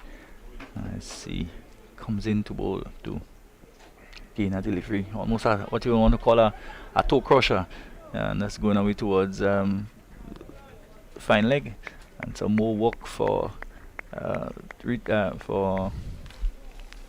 fielder down at backward square, and so that's another single. Yeah, Another two. Yeah, ball right up to the batsman, Rogers there, and he looking down, drive came up I would think the outside edge and pass, went down to the long leg position, picked up 2. And this one hit again high in the air. It hasn't gone anywhere. The keeper is coming around to take it and takes it rather safely in the end. So again, the length not quite there. It could have been another slower ball, Crony. Slower ball, yeah. Yeah. It was a slow delivery. Looking for the big drive and playing too early. Just hitting the ball in the air. Let's see if we can pick that up. Probably yes, just you could almost see the fingers being released from the ball, and and high in the air. And of course, the keeper has the right, the fact that he wears the glove, to take that. Although he had to stretch in a little bit in the end, probably not quite getting himself in the ideal position, but took it. So out goes Rogers, and in comes that's Philip, Jensen Philip. So the wheels are quickly coming off for St. Andrew Crony. Or it has already come off. I think it has. I think it has already come off. You know. But just to go back to the catch and the keeper there, you find most catches that is coming down that the keeper have to take. Again, they don't normally get. Very rare to get in the right position. Most of the time, they would have to stretch. But I guess it's because, you know, coming down there, the ball will tend to move about, and one have to judge carefully. So they're coming back for the second. They'll have to worry. I think they will make it easily in the end. Not a very good return, you know, just a little bit wide. But the idea was correct. Go into the striker's end, and but they got two. And these are the type of things that they will have to do. They will have to really push the fielders, put them under pressure. Yeah, and that was the aggression we have been seeing with this. Besides McDonald, who would have played dashing and then took a lot of chances. Nobody else just really seemed to be that positive. So on, Lewis, looking to play the scoop over. Maybe, probably would have done much better, looking to beat the shot fine leg. Yeah, let's with his ball. Yeah, a slower delivery again. Looking to get it over the keeper head. Made no contact. That completes the 18th over. Is 94 for 8. St. Andrews batting first this morning. One of the advantages of the better batsman in the world, Crony, is knowing where the fielders are and knowing where the spaces are on the field, and knowing what are the most high percentage shots that they should play at a given time. Yeah. Probably it would have been better now to attempt the sweep, with the fact that the fine leg was up inside the circle instead of the lap, which would have only probably brought a single. But it's only another wide. So all of that will add. St. George's still need to be disciplined and not give away too much by way of extras. Well, we see what have been happening with the scores. So even 95 or 8, you know, it could be challenging when we look at what has been happening with some of the teams. So very, very much I think they have to be careful not to. Don't try to give away extra runs, but they will have to continue to play hard. Because St. George's too can have some wobbles they have had in the past when you've seen them. And swish again outside the off stump. And we're hopeful the wicketkeeper appealing for a stumping. Okay, batsman never looked like he left the crease. So 95 for 8. Probably a lot of probably way we would get, the way they would get probably would depend on how well Shaman Lewis go from here. Yeah, but I don't see no threat really in the wicket. It's playing okay, and I think even for the faster bowlers, it probably might be easier playing the faster bowlers on that track. So 96 for 8. You know, 120, 130 shouldn't be difficult on the track. But again, based on the sort of batting we have been seeing, you know, we don't know what is going to happen. Lewis is back on strike. He's on 3. Philip is on 1. 96 for 8. We're into over number 19. So not a lot left. So it'll be interesting to see the type of approach Lewis will employ against Cyrus. Comes in on board to Lewis. He gets across to the off stump and almost trouble. And the return is not good, and the keeper was not very quick to react, but probably should have probably wasn't sure as to exactly where the ball was. So Lewis, strange shot by Lewis, and experienced play, and certainly he would know Cyrus very, very much. They train together. And here is Another comedy of error which resulted in the run out. What really happened there, Gurney? Maybe when we look at it and you can explain what happened. Well, the ball was played down to third man. We're probably going to see it. Either it was played, came off the edge, went down to third man. And there was Philip. He just took off. So let's see. Yeah. And Lewis didn't seem to Right. move. So we missed everything. Picked up by the short third man. And nobody moved. Yeah, we didn't move. In fact, the stump was broken by the keeper. He could have gotten back probably, but he was so convinced that he was out, and the keeper ended up having to pick the stump out from the ground because the bails were broken. So all of that, and it resulted still in the run out. Well, it was Lewis' call. I would blame Lewis because he did move. He started to run, and he was seeing the ball from where it went. So he either had to call, say yes or no. But they both ran, and Lewis stopped, and really there was no return for. So there was no return for the batsman because of where he reached. So whatever happened resulted in the run out of Philip, and lack of communication. Yeah.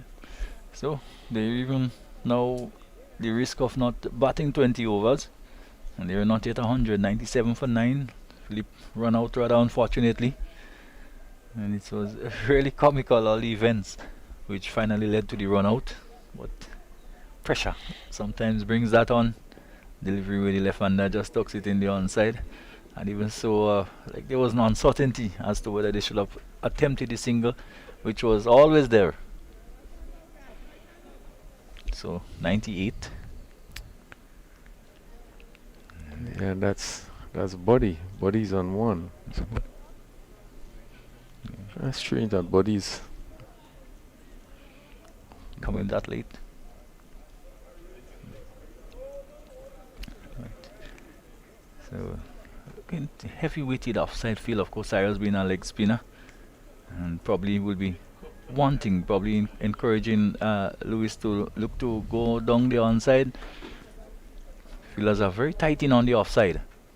And again, Lewis trying to go against the turn, a delivery just on outside the off stump and looking to play through instead of playing with the turn, looking to go against the turn and not making contact. Another dot ball and another over, ending over number 19. So with one to go, 98 for 9, and probably your guess is as good as mine in terms of where they will finally end up. Yeah, certainly it doesn't seem that there wouldn't be much more for sure. But it's not a sort of batting, I think, that St. Andrews envisages this morning. But at St. George's, on the other hand, would be very happy that they have been able to pick up wickets regularly. And just keep in mind that they would have dropped some catches also. So it probably could have been even a worse situation.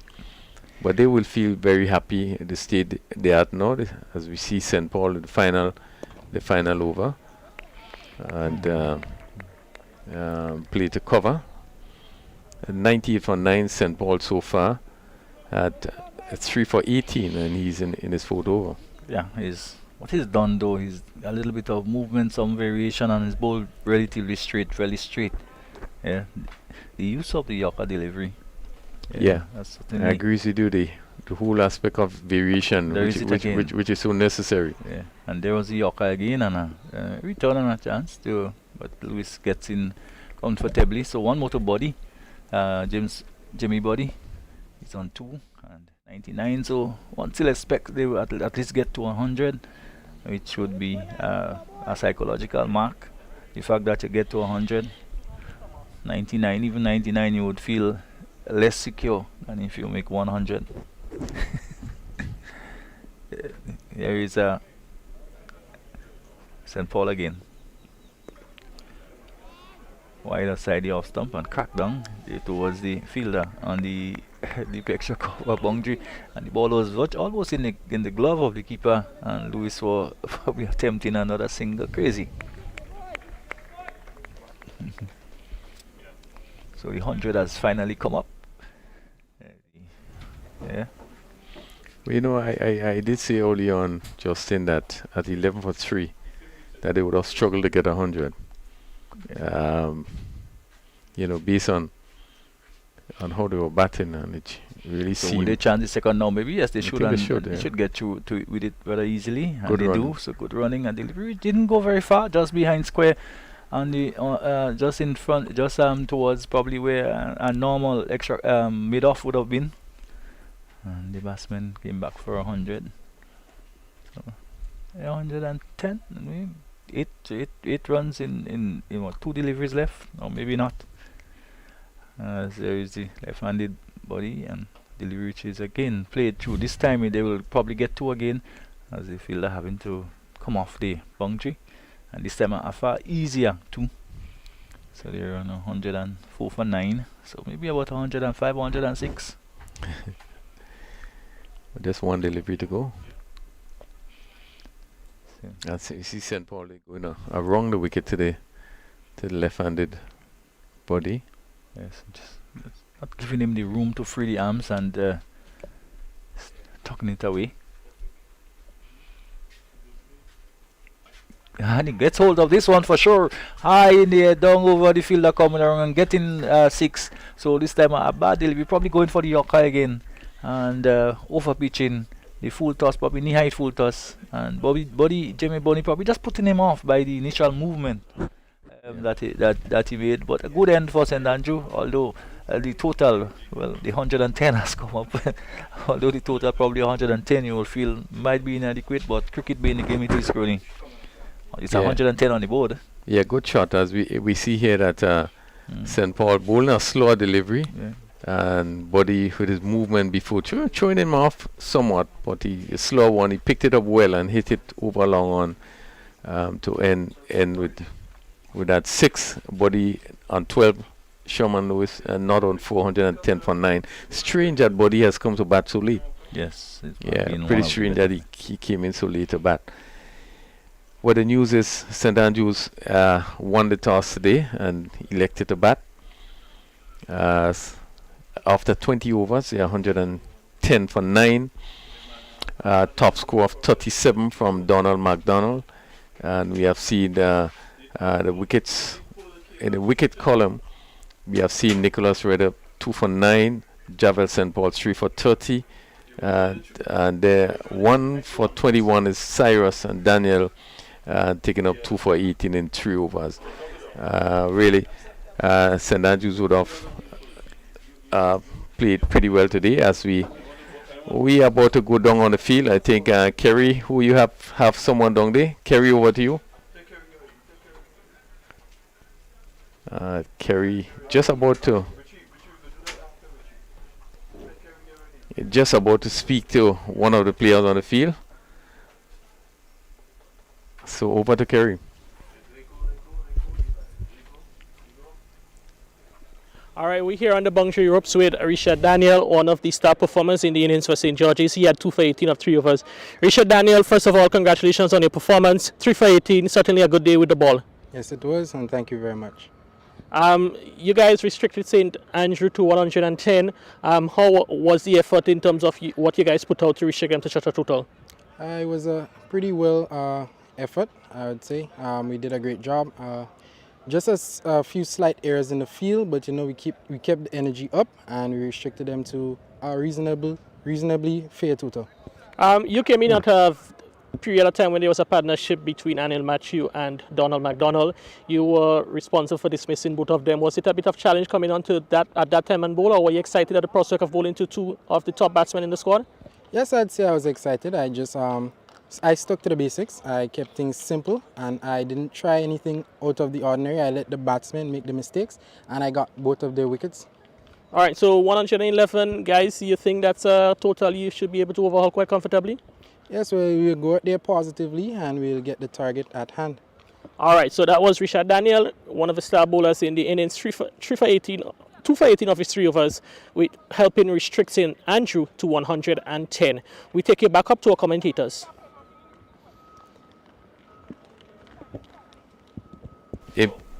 Important to hear Daniel said that he stick to the basics, and sometimes most of our players we try to do so many things that we forget the basics, and I think he was right when he said that. he allowed the batsman to make the mistakes. And generally that really is what happened in terms of him just the basic put it there and the batsman made the mistakes. Yes, and generally that has been the case in cricket, especially in the shorter form. Errors are made by batsmen because everything is about a race against time, having to score runs and score runs in a short period of time. Well, that is the situation here, Crony. 111 St. George will have to get when they took the turn to bat. So the players are just about warming up, and at the end of that we will probably take a short break and we will be back for the start of the St. George reply. More jackpot money, more reasons to play this game. More money for way, Super 6 a bigger jackpot game. Now you love Super 6 even more. With more money, to the jackpot galore. Play more, win more, have more fun. With more jackpot money, Super 6 is my number one. With the new and improved Super 6 game, the jackpot keep growing and growing. I'm growing. More jackpot money, more reasons to play this game. More money for way, Super 6 a bigger jackpot game. Super 6, bigger jackpots, more chances to win.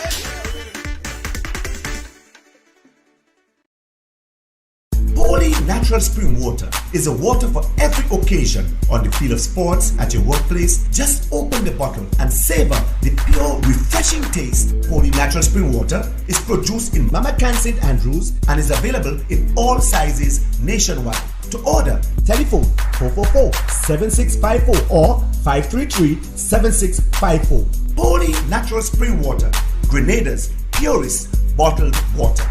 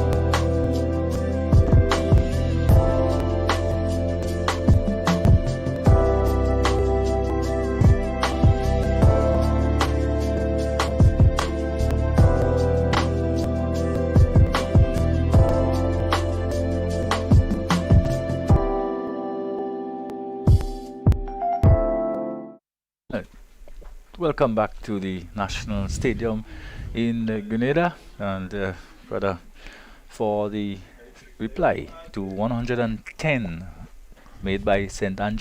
George, who is already the opening batsman is already out there, Alexis and Jeremiah. They're already out there, and what hopefully will be a very exciting second half of this game. And of course, Crony, we can't predict what will happen maybe at the end of the game, but we certainly hope, and we still believe that the game isn't won or lost by any of the teams. Yeah, well, as you say, we expect the competitive nature to continue. It's only 110, but what we have been seeing in a previous game, that even those sort of scores are very, very competitive. Well, I just say that St. George's will feel very confident, having the likes of Akim Alexis, who would have done pretty well. I think he had a good score in the first game. We have Johan Jeremiah, who would have played at the highest level. We expect he's another good player. Hazard got some runs. So they do have players that we expect, would be able to put their head down and bat.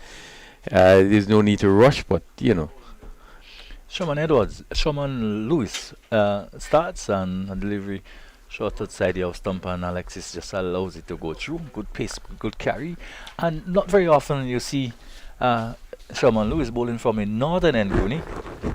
Yeah, you're sure right about that. Normally tend to come from that southern end. Well, I think St. Andrews will really have to go on the attack, in my view, try to pick up all the wickets.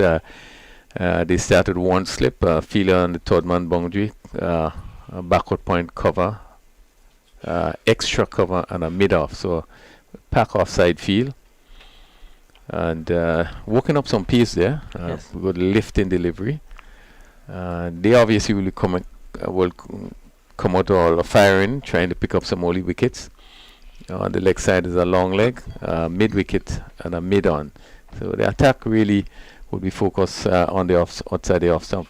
And more ideally, you probably want to see Sherman Lewis on this early stages forcing the batsman to play. Maybe that length, that line which was employed by St. Paul, where the batsman virtually had to play every delivery. I think that's what it would be most ideal. I mean, this short delivery is probably, yes, the batsman may not score off, but in fact a wide call by the umpire, and rightfully so.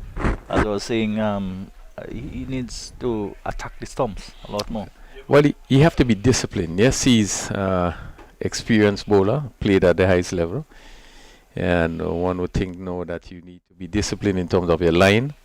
Yes, you looking for pace, but it's so important that you keep a good line. You do not want to give away any extra runs. And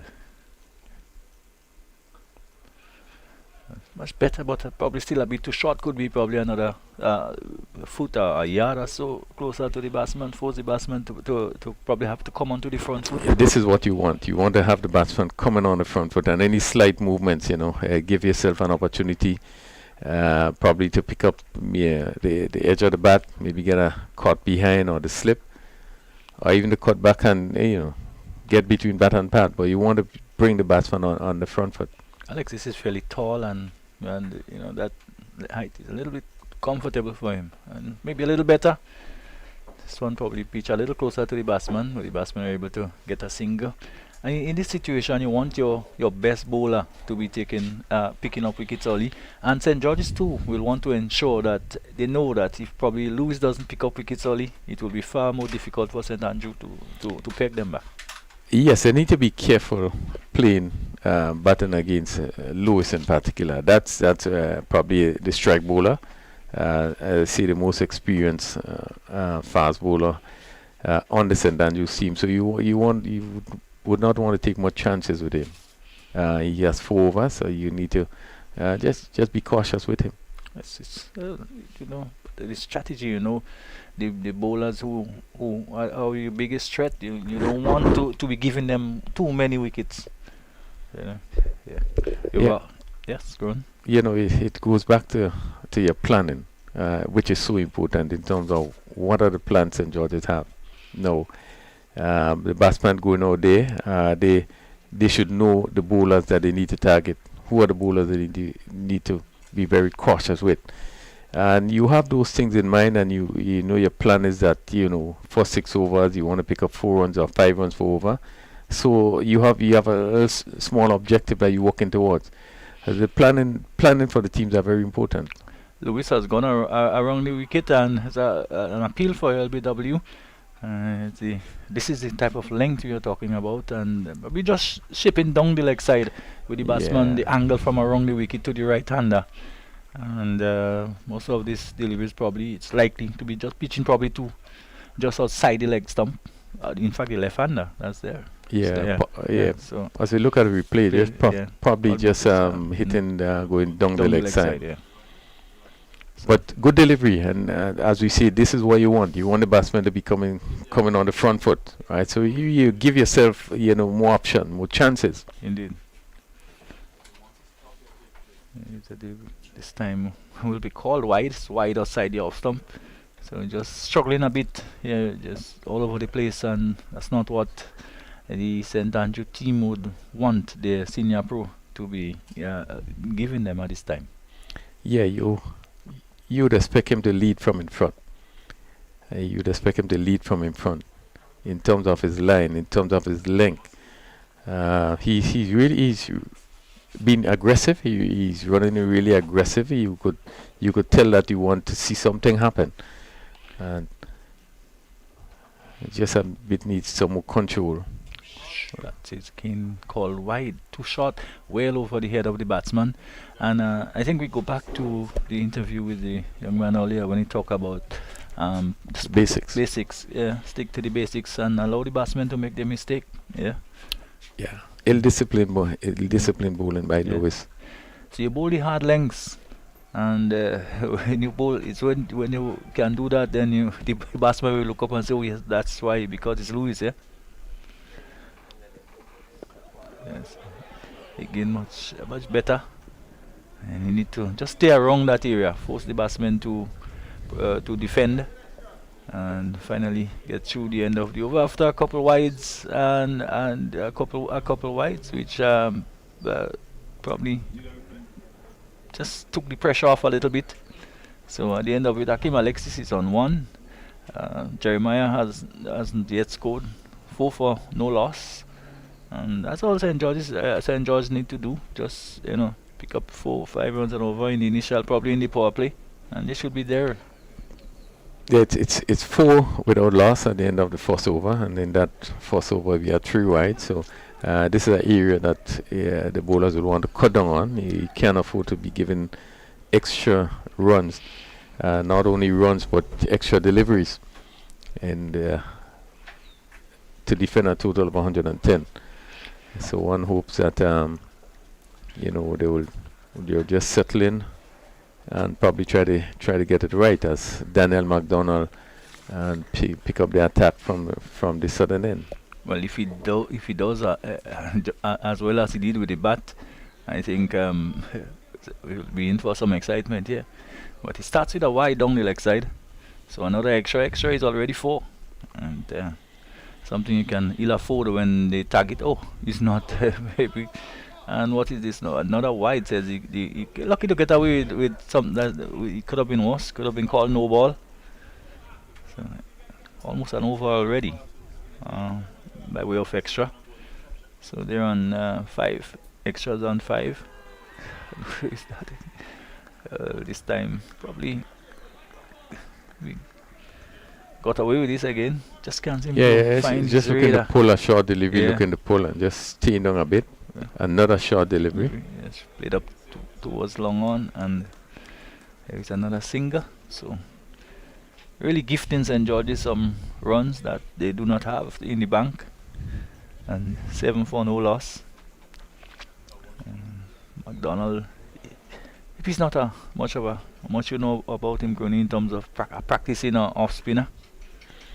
Well, he's not a big turner of the ball, I think he used quite a bit of variation, but not necessarily a big turner of the ball.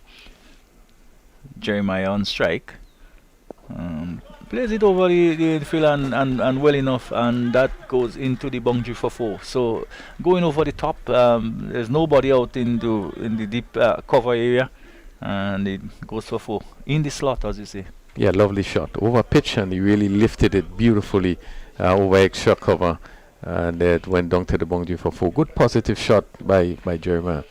Let's see. Yes, right there in the slot, yes. And feet out to the pitch of the ball and lifted it over the infield and away to the boundary for 4. So good start for St. George, and delivery this time outside the off stump. And Jeremiah looking to play it so probably behind point and not making contact. So it's 11 for no loss. Over number 2. And this time a delivery much fuller in length. She's driven out towards Sherman Lewis at extra cover. Still 11 for no loss in over number 2. Nearing the end of over number 2.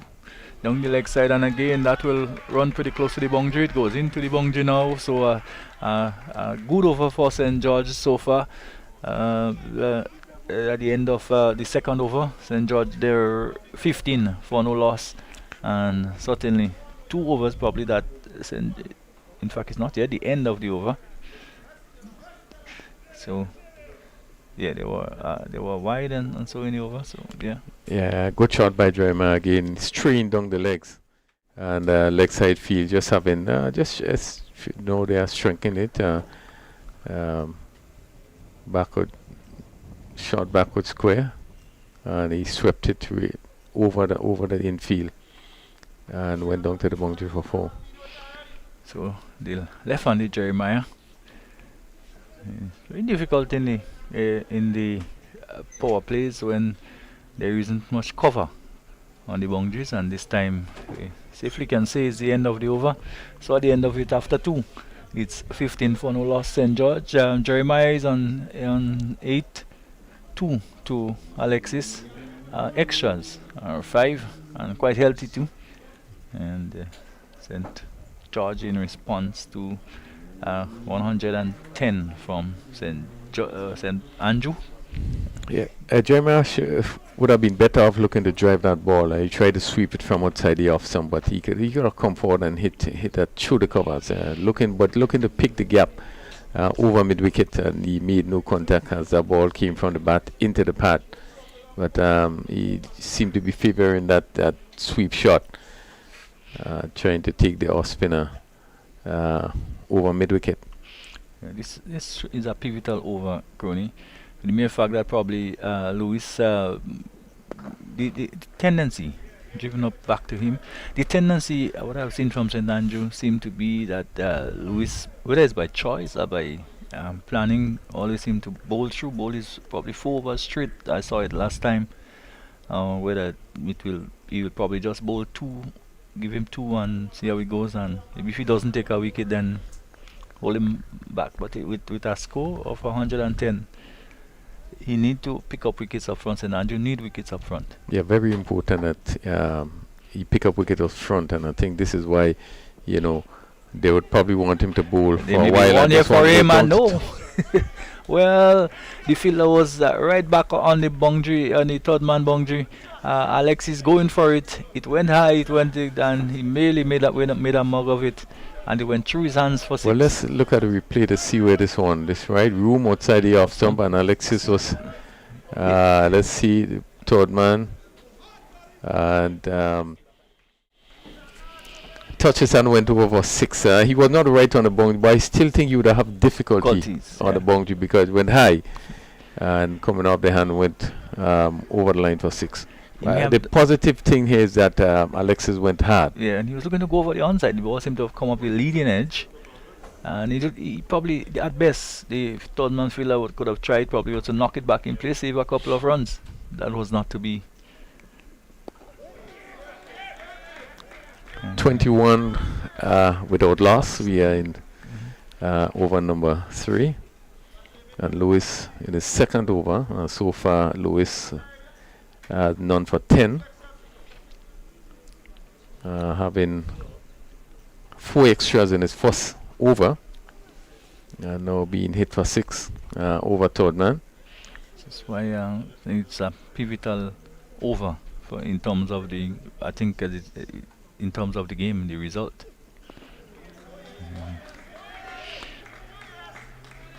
Alexis are really playing pretty well. I think the length is just too short. The chance came from a delivery which was pitched up, which Alexis tried to hit over the onside, and we haven't seen much variation. We haven't seen him go on to the shorter deliveries. Although we noticed that bowlers tends to use variation later, maybe down in the innings.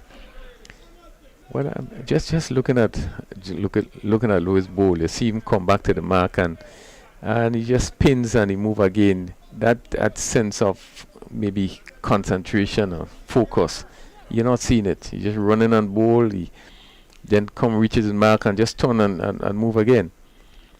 It's hard sometimes to read from.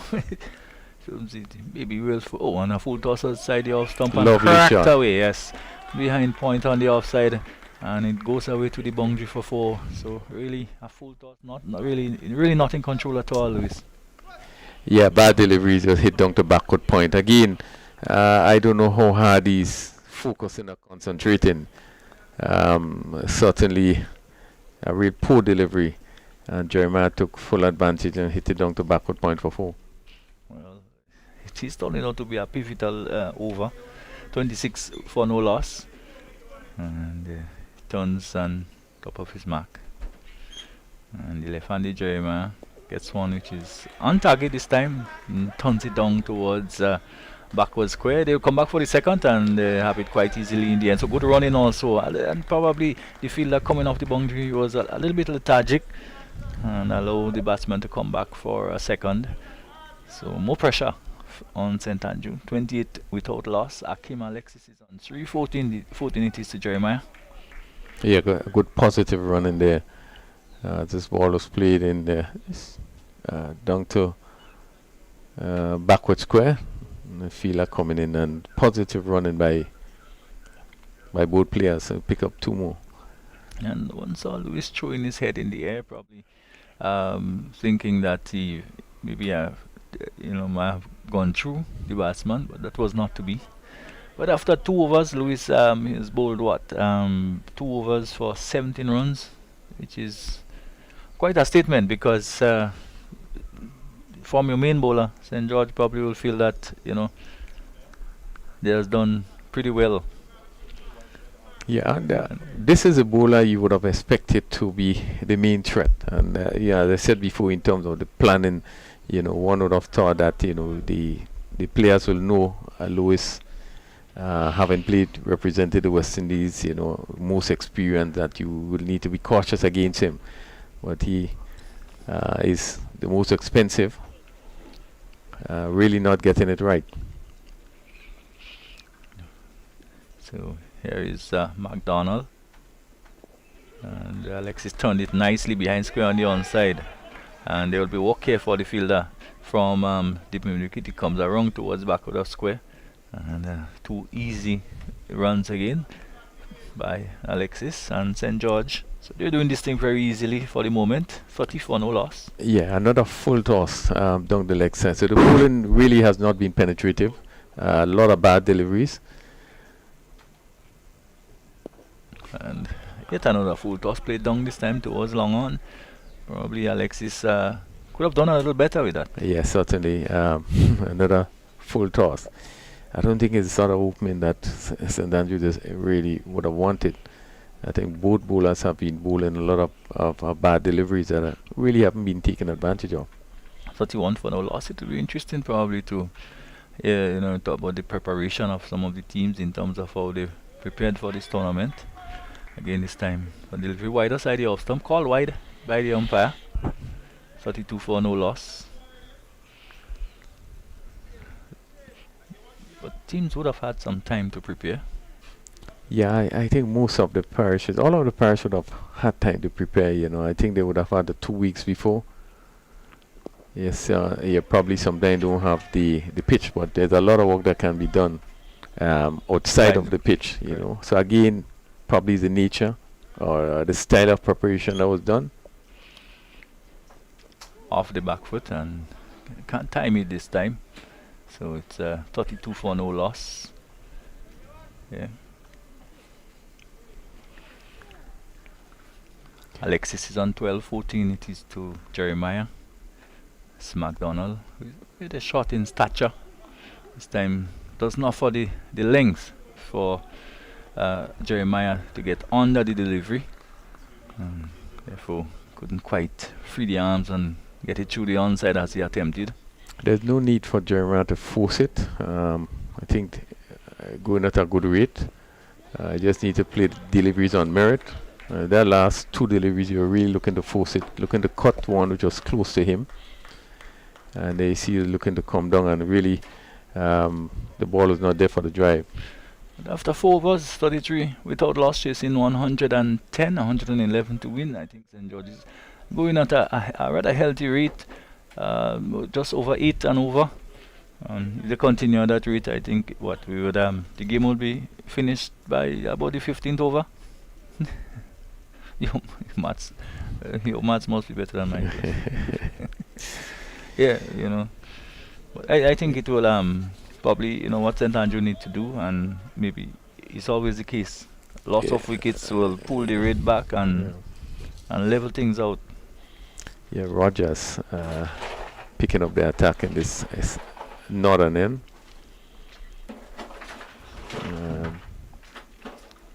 Left-handed Johan Jeremiah. Jeremiah is on 15.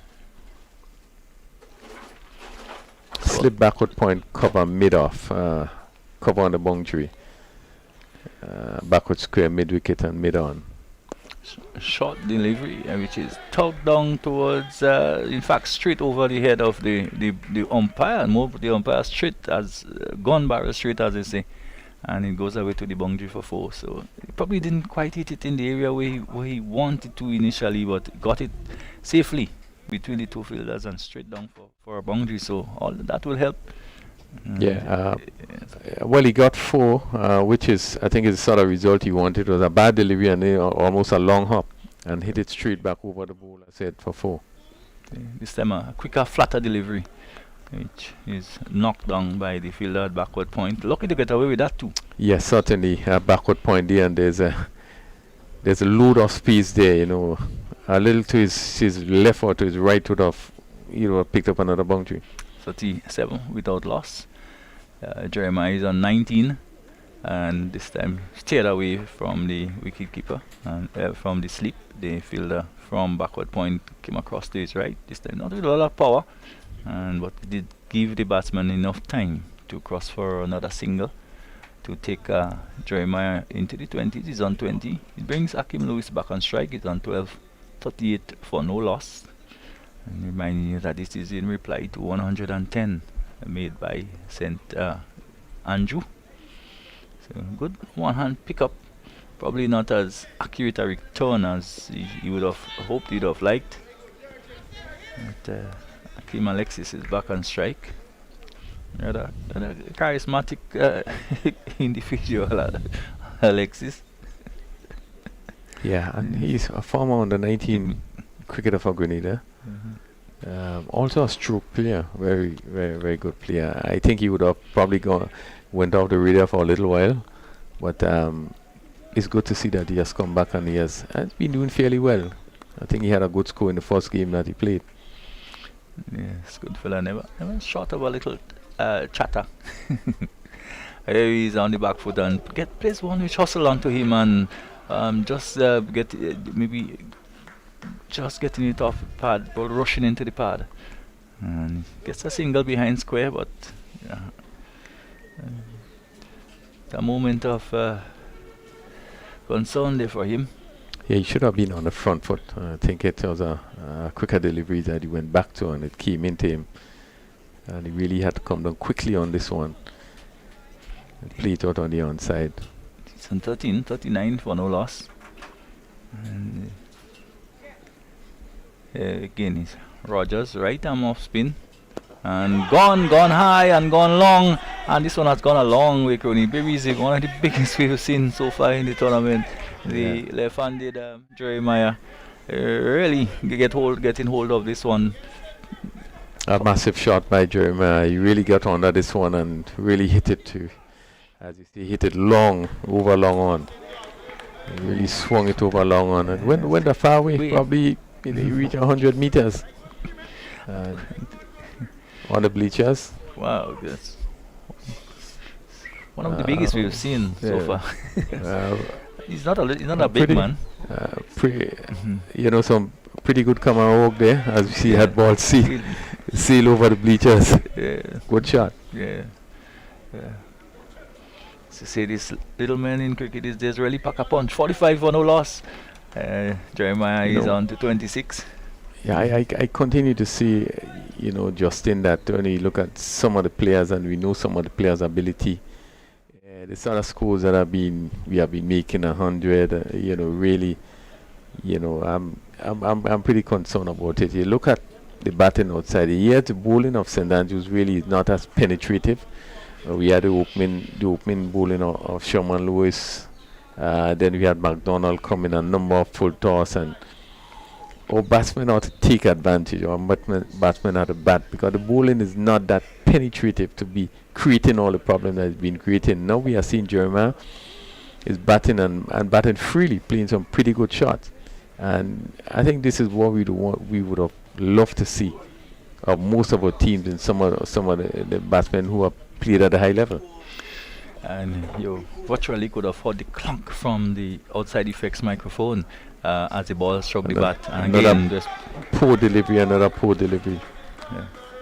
Happy birthday, Hakim. To be receiving that type of bowling at that level, really, a set of full toss is not much control by McDonald. And 4 more to Hakim Alexis, takes him on to 17. The 50 is almost up, just one shot over the 50. And we're in over number 7. Number 6, just going over number 6. Yes. And it's going at almost 10 and over at the moment. And it's really, as I said earlier, only 2 things was always going to happen. Either probably St. George's will just, quickly get to that total, or if wickets go early, then probably there would be a struggle. But it doesn't seem like that would be the case. So 49 for no loss. Alexis is on 17, 26 to Jeremiah. Good opening start. Just what was required by St. George, chasing about a mid-range total. Again, getting it on the full and driving it. The fielder has work to do from long on, comes in and does the fill-in and sends a return back to the wicketkeeper with a single, which brings up the 50. 50 for St. George. 50 runs partnership.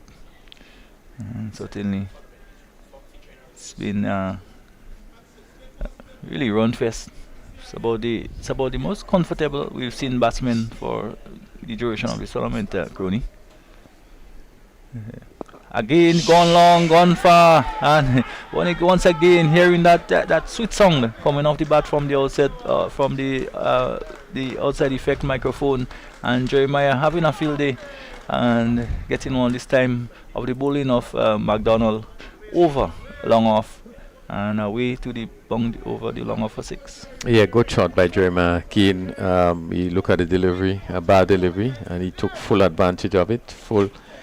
Just went down and hit it sweetly over long off, and for 6. And really, you look at the spinner has been bowling there. There's nobody at long off, and there we see the long on. They seem to be coming pretty wide, not straight but wide. So there's loads of gap. Anything that he plays straight is gonna go to the boundary. And what is puzzling is you have the right arm off spin bowler to the left hander. This will be taking the ball away from the bat. Yeah. So you'll probably need to have the long off and not necessarily the long on. Ask him to go across the ball. Delivery. It's played late, so yeah, 56 without loss. Well, it really is just one-way street. Certainly, I think the bowling is disappointing so far. A number of bad deliveries have been bowled. So at the end of 6, at the end of it, 56 for no loss.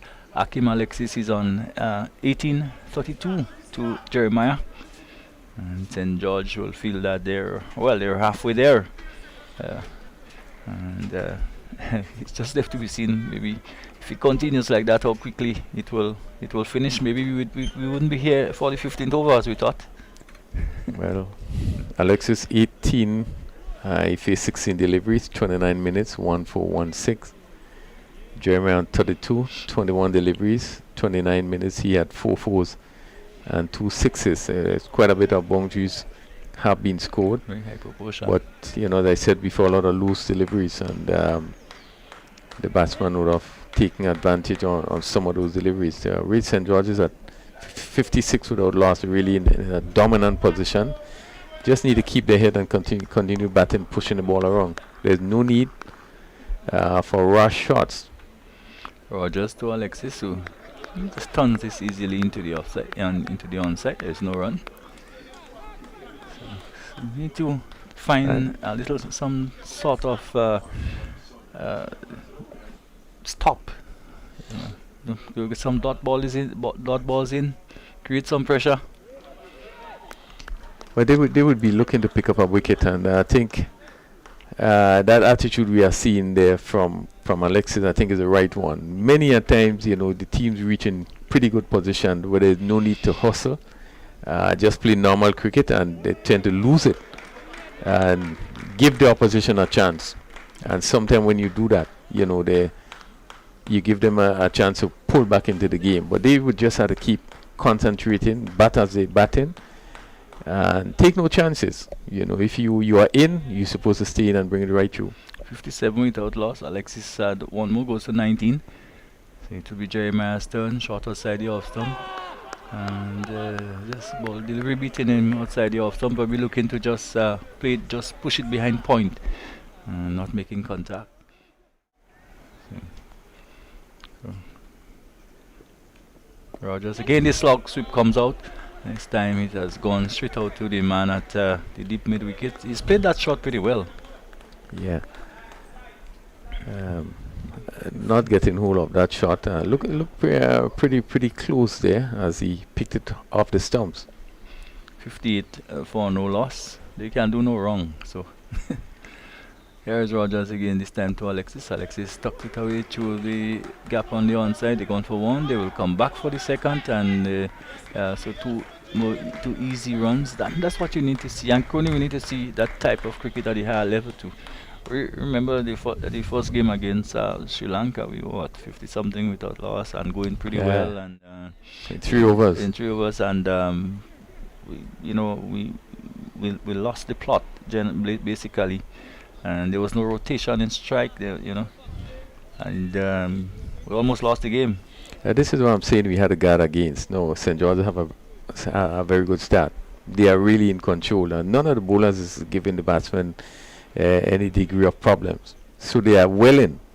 What is necessary that they need to continue going, continue batting, and don't give the opposition a sniff of a chance. That is what happened, I think, in our first game when Lewis, was going at everything.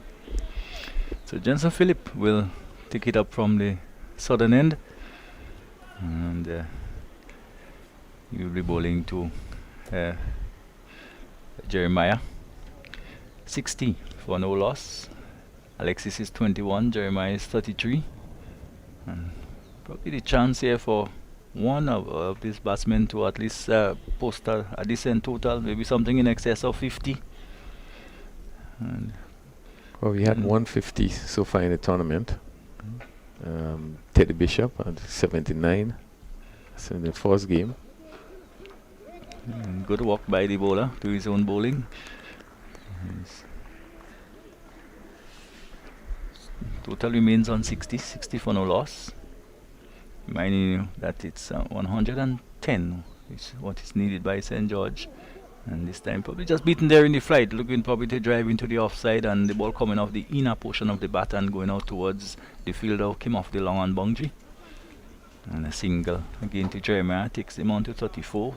Brings Alexis, who is on 21, back on strike. He's here in over number 8. And a little bit wide outside the off stump. Alexis, who is a fairly tall man, even so couldn't get to it. and it was taken by the keeper. Very, very wide indeed. And wide signal by the umpire to take extras onto 7. In these circumstances is quite healthy. And it's tripping down the ground, and another single down too long on. So 63 for no loss. Jeremiah is on 34, back on strike. Alexis has gone to 22. Yeah, another full toss that was choked down too long on by Alexis. Alexis on 22. Oh, beaten outside the off stump. There's an appeal for caught, and it didn't seem Crony to have, looking at the screen, to have played it. Just that he bite and turn quite a bit. As we look at it again, delivery tossed up outside the off stump. The drives and there's quite a gap between bat and ball as it went through. But good turn, good delivery there by Philip. Yeah, good decision by the umpire. That ball really bonks and turn. For the first time, some degree of vulnerability by the batsman. Delivery this time again wide outside the off stump, but not following up with the type of delivery after beating the batsman, Crony, and to give yourself a chance probably to pick the wicket up. There is Philip again to Jeremiah, and this time just beating the right hand of the bowler as it came across to his right, and it goes for a single to take the total on to 65. And 22 it is to Alexis, Hakim Alexis. Jeremiah is on 36. And let's see. As Kerry Frank comes back alongside me. And really, it's been just a walk in the park so far for St. George. And there's another single is collected by Alexis. 66 for no loss. Hello? Yeah, that we see some actions on the boundary rope. We see there's some movements. The clouds are gathering in the sky. Some dark clouds are hovering about. It's the first time for the tournament that we would have witnessed such a scene. Preparations being made for the covers to be pulled onto the ground. And at this point in the chase, after 8 overs is 66 without loss, we see another change in the bowling as the clouds they start to gather to the eastern side of the ground here at the National Stadium, and it probably might skirt the ground in a few minutes, but we see Jamie Buddy, he's about to take the action up from the northern end of the ground. St. George is certainly on top here. The partnership between Alexis and Jeremiah is 66. They have been looking totally dominant outside there. Alexis 23 of 22, Jeremiah 25 of 27.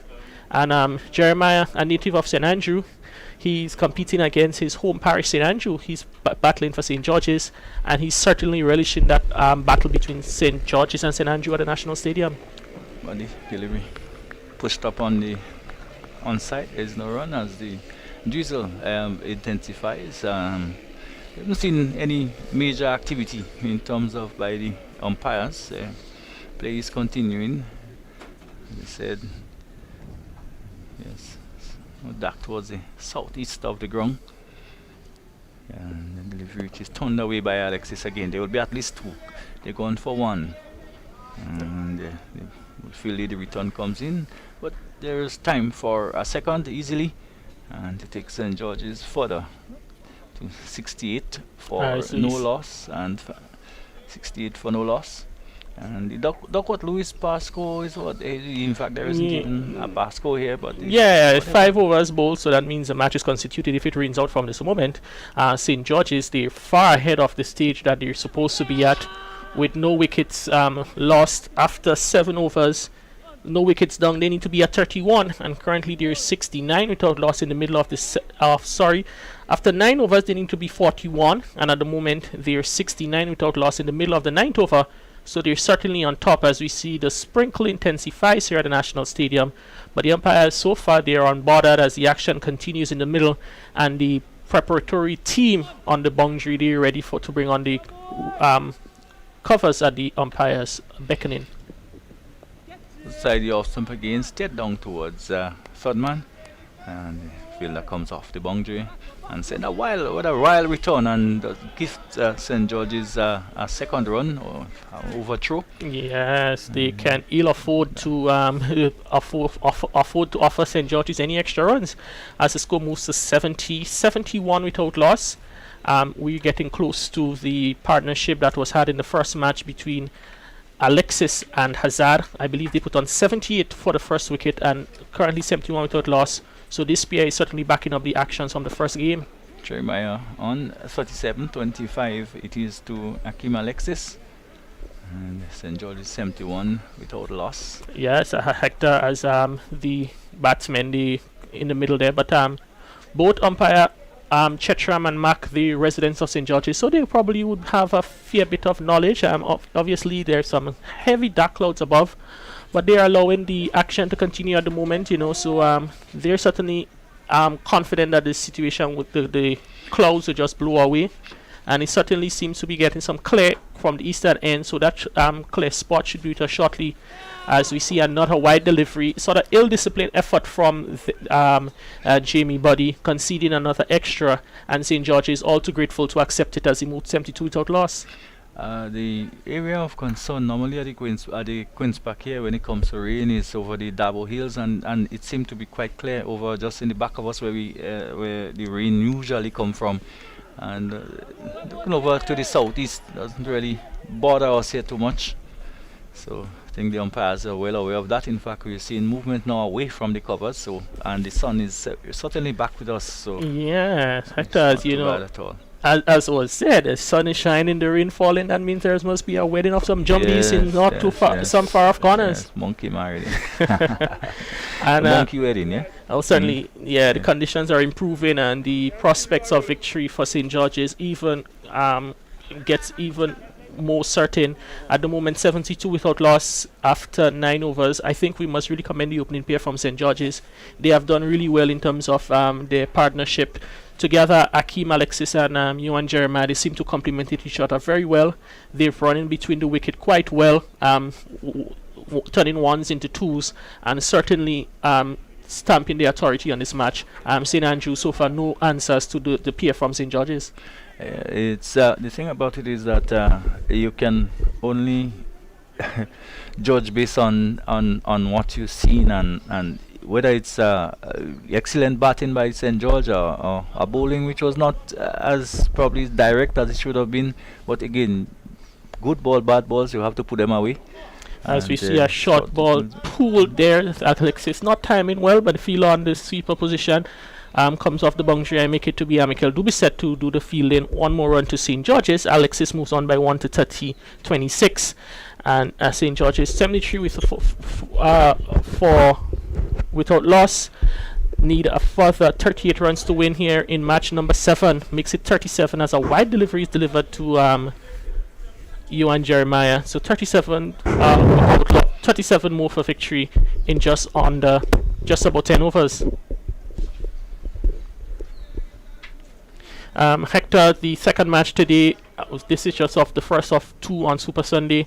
Should be another exciting one. We see a short ball from Jeremiah. He rocks back and deposits it long over the boundary on mid-wicket. Yuan Jeremiah is in a no-nonsense mood today. Anything offline, he's looking to capitalize on that. A big touring 6 on the leg side. Jeremiah moves on to 43. St. George's 80 without loss in over number 10. Yes. Scoring at a rate of 8, just over in excess of 8. And we're certainly in a hurry to get it off. So they need only another 31 runs, and that shouldn't take too long to come at all. Yes, Jeremiah in charge in glow. Certainly an exciting batsman, the certainly talented individual, and being opening the batting for St. George's, he certainly relished the opportunity to come up against his home parish, St. Andrew, here in the battle of the two biggest parishes in Grenada. Oh my goodness, it's Christmas in the month of March. Jensen Phillips served up a juicy full toss outside the line of the off stump. Jeremiah hit the ball in similar position as to the previous delivery, and it was like Christmas in March for Jeremiah. He moves one step closer to 50. He's 49 not out of 32 deliveries, 4 fours and 4 sixes, and St. George's victory certainly beckons for the men in red from the capital parish. It was so almost from ball one. They look quite in control, and St. John Andrew never managed to establish control at any point. It is getting to the finish line. It's in sight. 25 runs needed of just 10.3 overs as Jensen Phillips looks to rebound, and Jeremiah drives beautifully towards the offside for a single to the fielder down on the deep square boundary, and he celebrates his 50 well played runs to Johan Jeremiah. 50 runs of 33 balls, 44 minutes, 4 fours and 4 sixes. St. George's 87 without loss, 2 balls short of the 10th over. Certainly a top knock here from you and Jeremiah. It has been a really from the top draw. He struck the ball pretty well from the start, and just looking to bring it home now for St. George. Just a matter of time. As we see one flighted delivery on the line of Midland leg, Alexis turns it towards the fielder at the 45. Not able to beat the fielder, and there is no run scored. So after 10 overs, St. George's, they've stamped their dominance on this encounter after restricting St. Andrew to 110 in their 20 overs. They're 87 without loss after 10 overs. I think one cannot underscore the importance of the knock by Akim Alexis. He has supported Jeremiah fully, played the ideal game to complement that of the game of Jeremiah. So it's certainly been a top knock from Jeremiah. The second 50 of the tournament in the first match against St. Andrew versus St. John match 1. We saw Teddy Bishop, he finished with 79, and the second half century of the tournament, Johan Jeremiah 50 not out, and with just 24 runs to go, his focus now would be to bring it home for his team, St. George's. Yes, well, that should have been the focus. I mean, they're very comfortable. As he drives beautifully. That is a glorious shot from Jeremiah. He came forward, opened the face of the bat slightly, beat the fielder there in backward point and the fielder in extra cover. 4 more runs to Jeremiah, and it is certainly the day. And this Sunday morning belongs to Johan Jeremiah with his exquisite batting. Beautiful flowing drive through the offside. Jeremiah moves on by 4. He's 54. St. George's 91 without loss in over number 11. St. Andrews, they certainly look outside there. They dejected. Shoulders have been dropped. Fielders, they are a bit flustered. I think they're just waiting for it's like a boxer in the ring waiting for that final punch to be knocked out. But with just 20 runs to go, I think that moment can come very soon. Another drive from Jeremiah. This time can't beat the fielder at the backward square region, but he still has enough time to cross over for a single. Johan Jeremiah 55 not out. St. George's 92 without loss in over number 11. Well, the fat lady's about to sing. I see her in the corner coming over the Humback Bridge here in River Road, and she's about to enter the stadium. The vocal cords are being warmed up to usher the end of this match, but certainly the St. George's batsmen, they have stamped their dominance here on match number 7. Another full delivery. Akim Alexis can beat the fielder at mid-wicket, which is the captain, Daniel McDonald, and no chance for any runs. Alexis, I think, would have played his supporting role quite well to Jeremiah. Not looking to be too ultra-aggressive, but just get off strike and give Jeremiah the bulk of the strike. Yeah, I think that's smart. You don't have to match your compatriot shot for shot. I think that's one of the things. That's how you build partnerships. That's how you construct innings. And we get set to, later on today, St. David's versus St. Patrick's. Traditionally, some of the powerhouses in local cricket, and that matchup between the two powerhouse. Though St. David's may be off song, I think it should be still an exciting encounter. As we see another delivery watched outside the off stump there by Akim Alexis, and the situation now with just 19 runs needed. They can be a bit watchful, leave a few deliveries. Still, 55 deliveries left in the innings to get 19 runs. So St. George's certainly has the resources in their favor.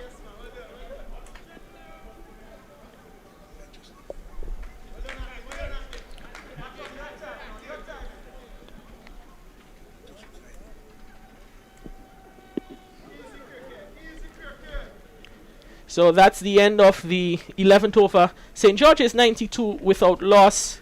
And Jeremiah, he's not out on 55. So too is Akim Alexis. And I think we must take this opportunity to recognize some of the individuals who have been responsible for the broadcast on the organization of this tournament sponsorship. We'd like to recognize the National Lotteries Authority for their support of this tournament, the Government of Grenada, the Ministries of Health, the Ministry for their sanctioning of the tournament. As we know, we're in a COVIDious period, and they've been able to grant the necessary clearances so that the Grenada Cricket Association can host this tournament. We want to thank the Ministry of Sports for their support of preparation and other technical support provided for the support of this organization. Also the Windward Islands Cricket Board for their support provided towards the staging of the tournament, and everyone who have been involved, the technical team at TNR Communications for an excellent job in streaming and coverage of this tournament. We want to say thank you. Our scorers, umpires, and most importantly our players, we want to say thanks to everyone, because without them this would not be possible. As we welcome for the first time today the goodly gentleman, Pastor Stevenson Warm. He had his religious duties to perform. He would have done that this morning, and he's now here at the National Stadium to enjoy some top-class local cricket in the NLA GPL T20. Darren Ned on for the first time today. He's bowling to Jeremiah, and Jeremiah opens the face of the bat, beats the efforts of the fielder there. The ball races across the road. Certainly a splendid shot, Pastor Warm, and from the short glimpse you have seen from Jeremiah today, he has certainly been unsung. That's a lovely way to welcome me into the commentary booth. Lovely drive, opened the face of the bat, didn't try to hit it too hard, but the timing was exquisite and the placement was superb when between that point fielder and the third man, and it went racing across the turf down to the boundary for 4. Lovely, lovely shot that was. St. George's inches closer to the 100 mark as the delivery is guided from Jeremiah down to the third man region. They cross over for a single, so he moves on by 1. He now moves to 60, and Pastor Warm in a score 97 without loss inside 12 over. 60 from Jeremiah in 37 balls certainly shows that he has had a dominant performance so far today. Absolutely. And the thing about it is that you don't have to be slogging to score rapidly. It's if you're sensible and you're skillful. A combination of sensible batting and skillfulness obviously would make you a good complete player. And he's a lovely player, lovely touch player to look at. Oh, that was a wayward one there. It's called wide. And I think at the moment the St. Andrews team, Pastor Warm, it was billing to be a battle between two heavyweight champions, a top of the table clash. But at the moment St. Andrews, they're running out of options here at the National Stadium. When you have a team, in fact, not losing a wicket, usually you'd find in 2020 cricket that a couple of wickets would have gone down, or maybe 4 or 5 when you get up to the 90-odd mark. But this is a splendid performance, not a wicket fallen. And that tells you, of course, the strength of this St. George's team and the quality of the 2 batsmen who are out in the middle, particularly Jeremiah. As we see Akim Alexis, he's called for the helmet. That shot delivery there from Darren Ned probably just raised a few concerns on his part, so he preferred to go on the route of safety as Ned waits on the top of his mark for Alexis. With just 13 runs to go, he would be certainly looking to turn on the afterburners to snare a couple wickets for his team, St. Andrew. Yeah, you could still see him running in, charging in, and that's good. You know, there are many teams realizing that in no way they could lose a game, and then they get into that lethargic sort of body behavior. Well, He is really steaming in. I love to see that. Whether the game will be lost or not, still come in and bend your back. Akim goes for the big booming drive, gets the inner half of the bat, and the ball goes down to the field line, the long on position. The score moves on to 199 without loss in over number 12. And Pastor One, we don't want to jinx it, but we on the cups of probably the first century partnership of the tournament. And to see batsmen occupying the crease for a long time is always a beautiful sight. That's good. And it augurs good for cricket, not just in this tournament, but cricket for Grenada as a whole, where you can have two players batting for long period. One of the things that we don't do very well in the Caribbean is to stay and bat for long period. Lovely to see these two doing that. Caught behind. Oh, Pastor Woman, we have jinxed it. Jeremiah goes trying to guide that ball down to the third man region, gets a faint edge. The cap keeper Anil Macho completes the catch, but that has been the end of a fine innings from you and Jeremiah. He goes for 60. St. George's, they've lost their first wicket, 99 for 1 at the end of over number 12. Yeah, I think he'll be very disappointed with that shot. He played his role very well, played a handsome role. That was outside the arse. I'm slanting away from the left-handed batsman, and in a very nonchalant manner, just sought to glide it down to third man. The ball took a thin outside edge, and the keeper did the rest behind the stumps. But he comes back to a warm reception, a good applause from his teammates. Obviously, he played it hands very well, lovely role, and he could feel very satisfied with a marvelous performance. And his team being 99 for 1, he will be very happy with the position that they stand now. Yeah, it's his second 50 of the tournament, and certainly this has been one of the better knocks of the tournament. Jeremiah, as we said, it's really, there is some, what we say, a grudge match, St. Andrews versus St. George's. Jeremiah is a resident of St. Andrew, so to be competing against St. Andrew, certainly the adrenaline will be flowing, and he would have been pumped up to perform well against his home parish. He's certainly done that for St. George's, and he leaves them on the cusp of what should be a memorable victory here in the NLA GPL T20.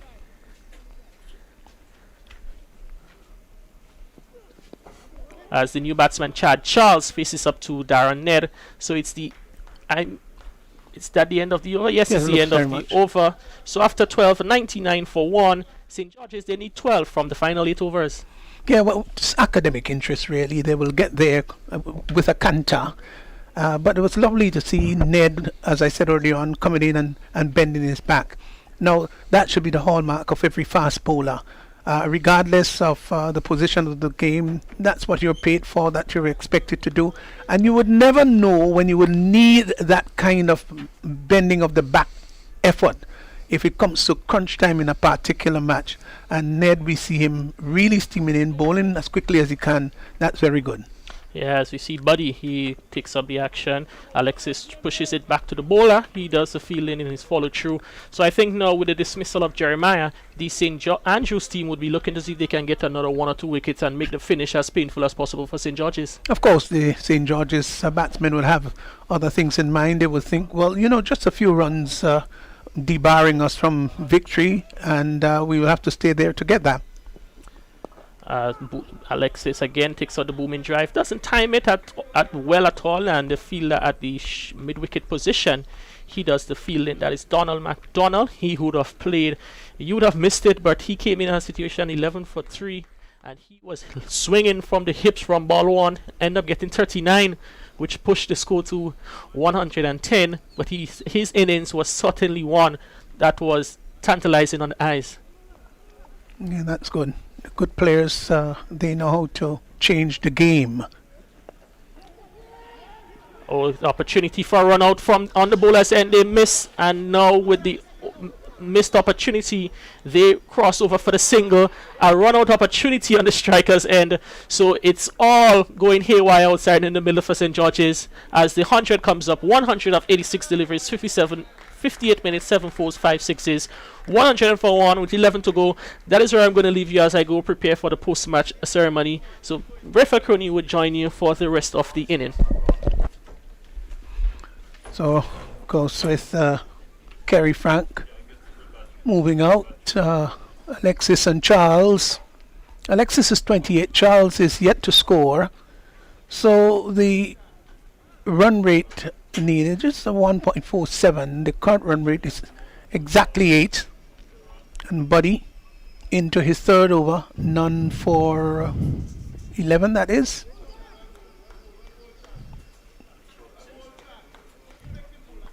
Rayfield, hi, welcome.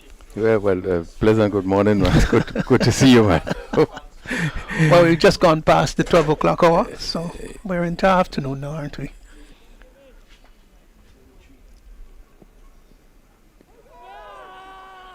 It really has been one-way street. St. George's today would have dominated from ball 1. I think that they bowled well. Well, I must say that St. Andrews batted poorly.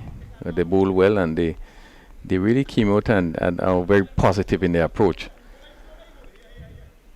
Yeah, that's what you've got to do. You see, because in the 2020 format of the game, you don't have much chance or many chances for redemption.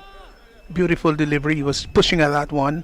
Should have maybe left that alone. The over comes to an end, and at the end of the over, it's exactly 100 for 1. Yes, a very strong reply. Chasing 110 for victory, 111 at 100 for 1. I think it's a sort of batting that we expected to see even with some of the teams. That we were commenting this morning in regard to the low scores that we have been having on a good pitch, and just that our batsmen are not really concentrating and going on.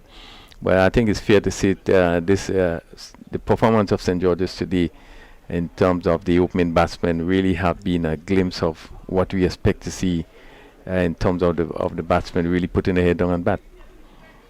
Yeah, that's very important for the sport as a whole. Batsmen, they've got to learn to bat and to score runs, put runs on the board.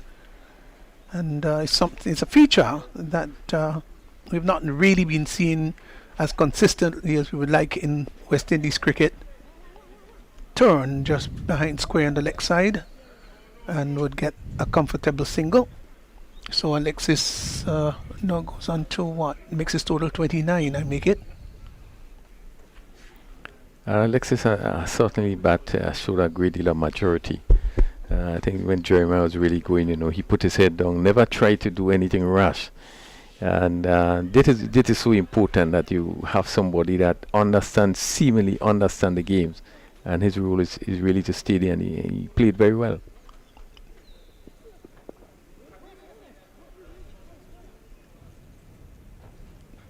Yeah, I was making the point, Raphael, that if you're playing 50 over cricket, or you're playing let's say the conventional 4-day first class match or the test match version, you have a lot of time to redeem yourself.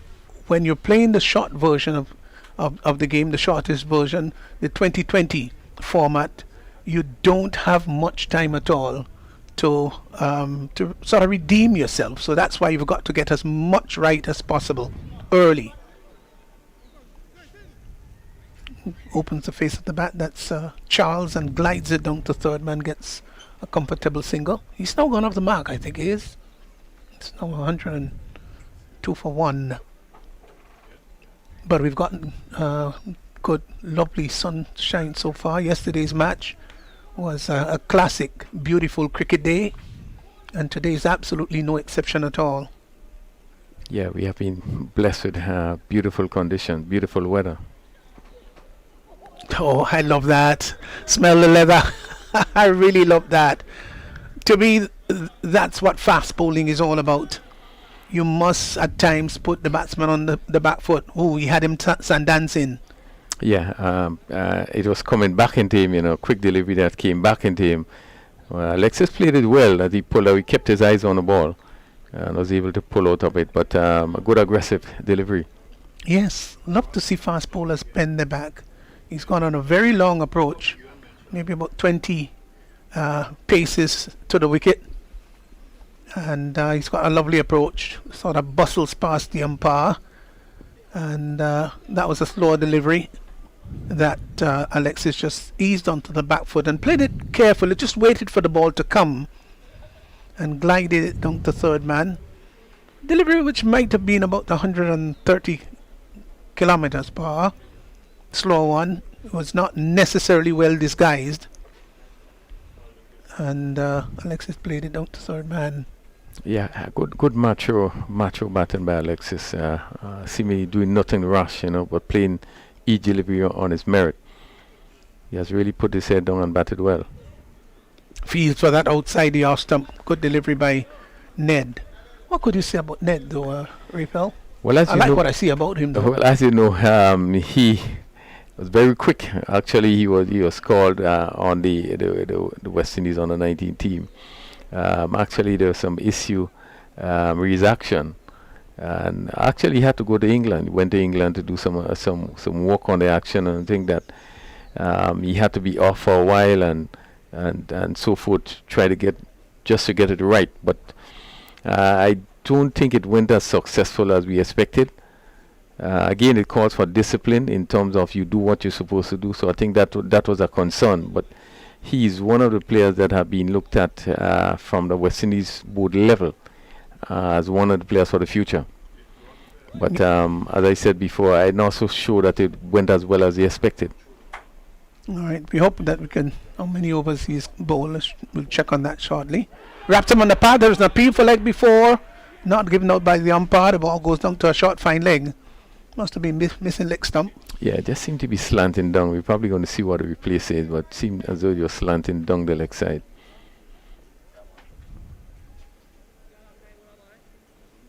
Yes. Yeah, just go. I think it was a good decision by the umpire. Although it was, he was in fact hit on the back foot around the instep, but there was a bit of in swing too, and that may have carried it just past the leg stump. They've got to hurry. Backed up there on the onside. Yeah, I was saying that he's one of the players that was highlighted. You looked at very early, and I think because of what they saw in him, they made it necessary to have him to go to England to do some work on his bowling action. Well, I hope we could see him bowl the next over from the far end. Delivery that is turned behind square. They've hustled for one. They won't come back for the second. Yes, they will now. As the fielder came in there, just overran the ball. Just stumbled a little bit in the process. Maybe there was no need to attack the ball with such energy, really. Would have been one. Turned out to be two because he sort of bubbled it.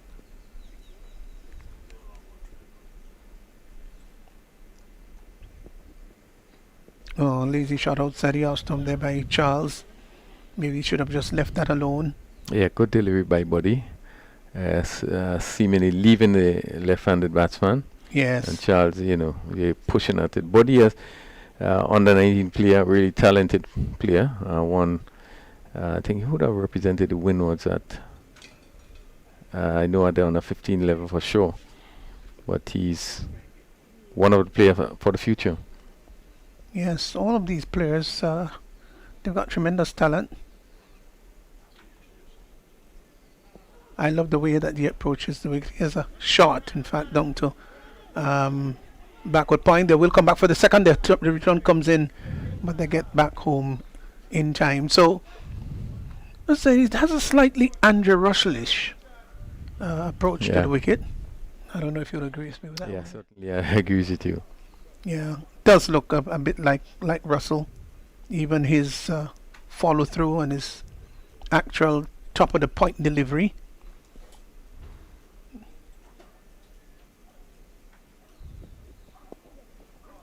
Turned down to backward square by Charles. Gets a comfortable single. So the over comes to an end. And how many overs gone? Is that 15 gone, is it? Yes, 15 overs. Yes. It's 109 for one. So we will look to see whether Ned is going to come back from the far end, and I would like to pay much closer interest. Yes, he is in fact, isn't he?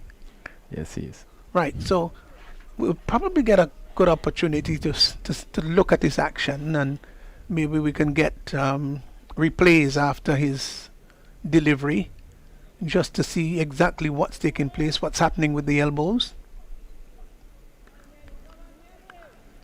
But I really love his approach to the wicket. He's got a lot of energy and has a decent turn of pace too. Yeah, certainly he has a real decent pace.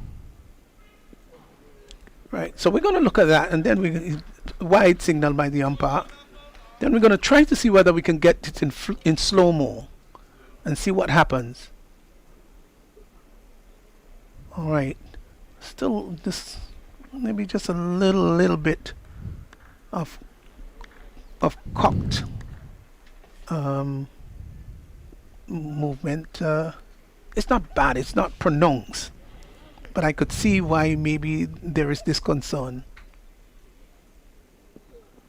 Beautiful delivery, really lovely delivery. Well, I can tell you that he played in the West Indies tournament in St. Vincent. I think it could have been 2016 or so. And I think I was actually a selector at that time, and there was a lot of store in St. Vincent after the tournament because he bowled quickly and he got some wickets. I remember that. Yeah, I remember that. There was a lot of store after that, and we came back. He got onto the Windward's team, and there was a query in regards to some persons felt we should not have picked him, but obviously that was no job as selectors really. The umpires have the role to play, and we picked actually just a cottage 111 for 1. Actually the final run that was scored, they push on the onside, so St. George would have now won comfortably 111 for 1, and really it has been a tremendous victory. Oh yes, it was an easy victory, set up nicely by, of course, the opening pair of St. George's in Alexis and Jeremiah. They both did an outstanding job. Well, Alexis turned out with 31, and Jeremiah was caught Matthews, the keeper of the bowling of net, for 60, 38 balls, 54 minutes, 6 fours and 4 sixes. And I dare say the ground here at the National Stadium is a rather decent size one. Akeem Alexis 31 of 41, 70 minutes, 1 4 1 6. He had 18 dot balls. In contrast to Jeremiah had 18 and Alexis had 21. So St. George's winning, and winning by 9 wickets, 111 for 1, all the ones on 111 for 1, and Buddy 4 overs, no maiden, none for 17. Ned, who bowled quickly, 2.2 overs, no maiden, picked up 1 for 12. So the players are, in fact, the batsmen going off the field, and also the fielding team going off. But of course, the usual thing that has been done, where the players and official will, in fact, just after the game say to each other, well done, as the case may be, just greet and a touch of the shoulders or a touch of the wrist or a touch of the hands, as the case may be, and all in the very good spirit of the game. Yeah, things have certainly changed. It is no more the shake hand, but basically a touch, and it's good. I think it's one of the good feature of the game. Despite how competitive you have, what you are, you would have lost, but you still going to greet the opposition. I think it's really a good feature of the game now.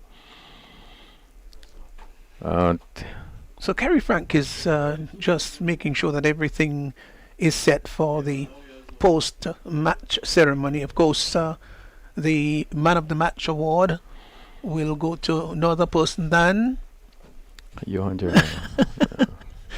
That's not a teaser, is it at all, Raphael? Yeah, it isn't. Certainly. So Johan Jeremiah will take up the prize reward of being the Man of the Match, and he deserved it too. Brilliant innings. Yes, he played really played beautifully. Since the tournament has started, I've been longing to see someone bat, and we know that Teddy Bishop had a good inning of 79. Yes, he was probably the opponent of the less, but I think Jeremiah today really demonstrated the quality player that he is. He played some tremendous shot. That 6 he hit over long on was a huge 6, probably about 100 meters. He really batted well. And we know about just about to see a little presentation of man of the match, and I guess we're probably going to hear from both captains. Yes, both captains. In terms of what they would have felt about the game. The pitch continues to play very well.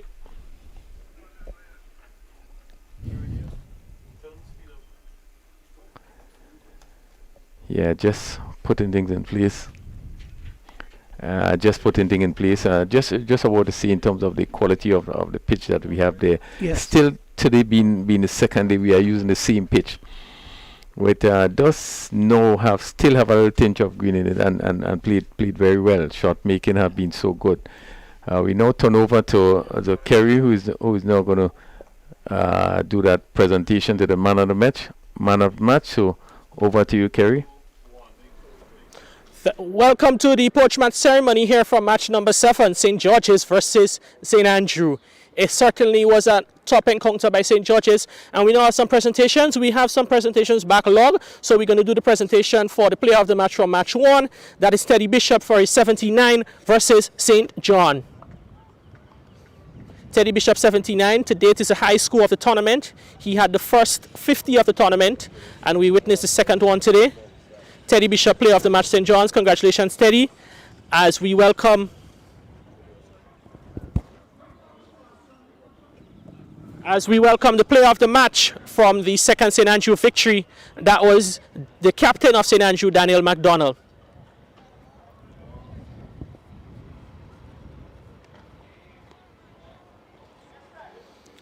Daniel receives this award from the Vice President of the Grenada Cricket Association, a miniature trophy and $100 cash prize. So we move to today's match, where we'll have the presentation for the man of the match of today's game, and it's no surprise the player of the match for his scintillating 60 really put the pressure on St. Andrew, Johan Jeremiah.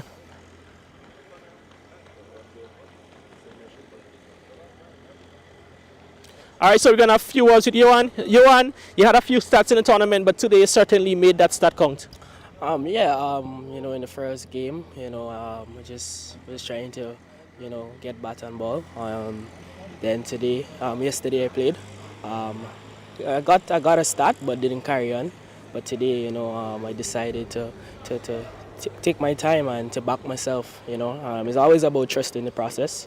It's been a while since I played local cricket, so it's good to be back. I must say, well done to the organizers for, putting on such a tournament. It's always good to come back home to, to play some local cricket. All right, this match obviously had some added significance as you being a resident native of St. Andrew, playing against St. Andrew for St. George's in this big encounter. How was that? Was there excitement? Was there anticipation leading up to today's match? Not really. It was just, it's just another match. Another challenge.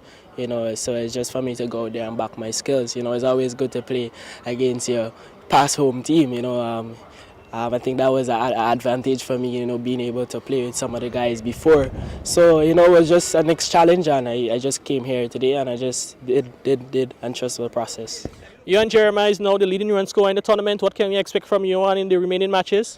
I'm continuing to work hard, try to get big scores. That's my goal. I have a goal for this tournament. So my goal is to dominate the tournament, and and just continue to grow, to just developing as a national cricketer. All right, well, Johan, once again, congratulations and all the best for the rest of the tournament. Thank you. All right, so that was Johan Jeremiah, the player of the match. Now we're going to have some words with Daniel McDonald, the captain of St. Andrew.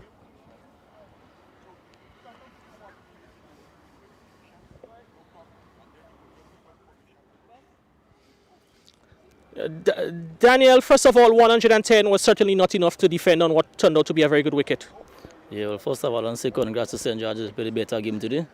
And I think that in the first, we batted first, and I think that the total wasn't enough. So I want to say well played to St. George's. All right, the batsman, your brother, was the only one who really got some runs. Was it difficult batting early on, or was it just what you would consider maybe some loose cricket on your part? Yeah, well, I'll say some loose shot it was played, and he wasn't, the ball wasn't there for the shot. So I think That was the problem. That was the main problem. Some wrong shot was played. All right, you also came up in the second half of the match against an inform you and Jeremiah, scintillating 60. How was the experience coming up against one of the players from St. Andrew, playing now against St. Andrew? Yeah, I thought he bat very well. You know most of us, so he come out good today against us. All right, so it's your first loss of the tournament. You still have 2 more matches left in the tournament. You have St. Mark and you have an encounter against St. Patrick's. What is the mindset going forward? Well, we're going to take further step into our games, practice more hard and come out better on the other 2 matches. All right, well, Daniel, we want to say wish you guys the rest of the tournament and all the best. Thanks very much. All right, so that was Daniel McDonald, the captain for St. Andrew. Now we're going to have a word with the victorious captain, Cyprian Forsyth, standing in his second match.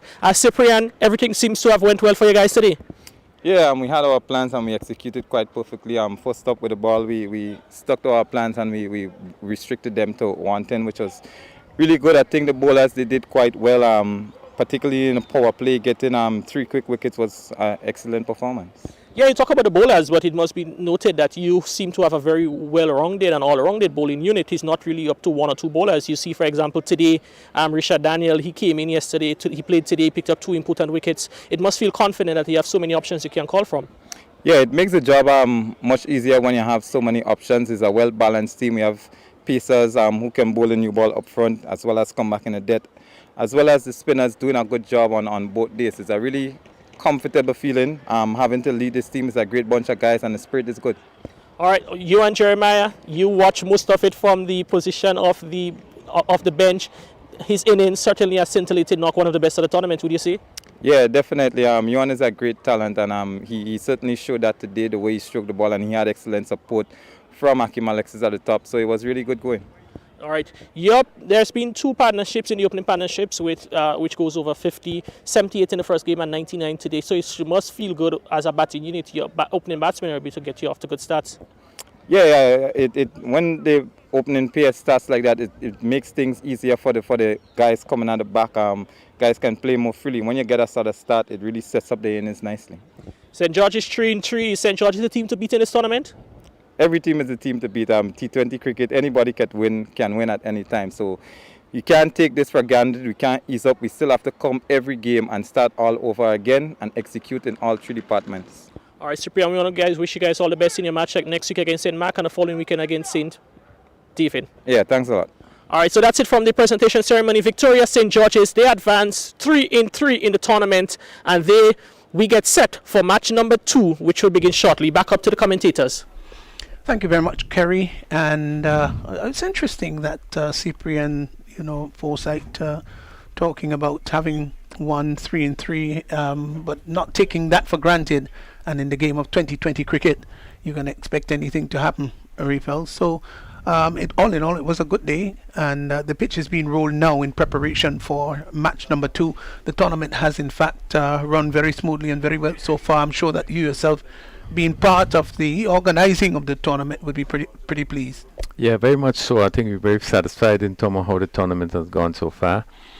I think the weather has been very good to us. I think the teams has shown a lot of commitment in that we were able to start, the games on time. Teams were here very early, so that in itself is a plus. I'm just happy today that we are seeing that the batters probably beginning to take charge of things, beginning to get into their own, and one hope as the tournament continues that we see good performances. I think it all goes well when teams compete and play well and play hard for the development of the game, and we're hoping that is going to continue. Yes, so that's all we've got for now. We invite, of course, viewers and listeners to stay tuned. We'll be on hand for the second match coming up. It was an absolute pleasure bringing you the broadcast live and direct here from the National Cricket Stadium until our next match. On behalf of the rest of the commentary team, then you'll join us then. More jackpot money, more reasons to play this game. More money for way. Super 6 a bigger jackpot game. Now you love Super 6 even more. With more money. To the jackpot galore. Play more. Win more. Have more fun. With more jackpot money. Super 6 is my number 1. With the new and improved Super 6 game, the jackpot keep growing and growing. And growing. More jackpot money, more reasons to play this game. More money money for way. Super 6, a bigger jackpot game. Super 6, bigger jackpots, more chances to win.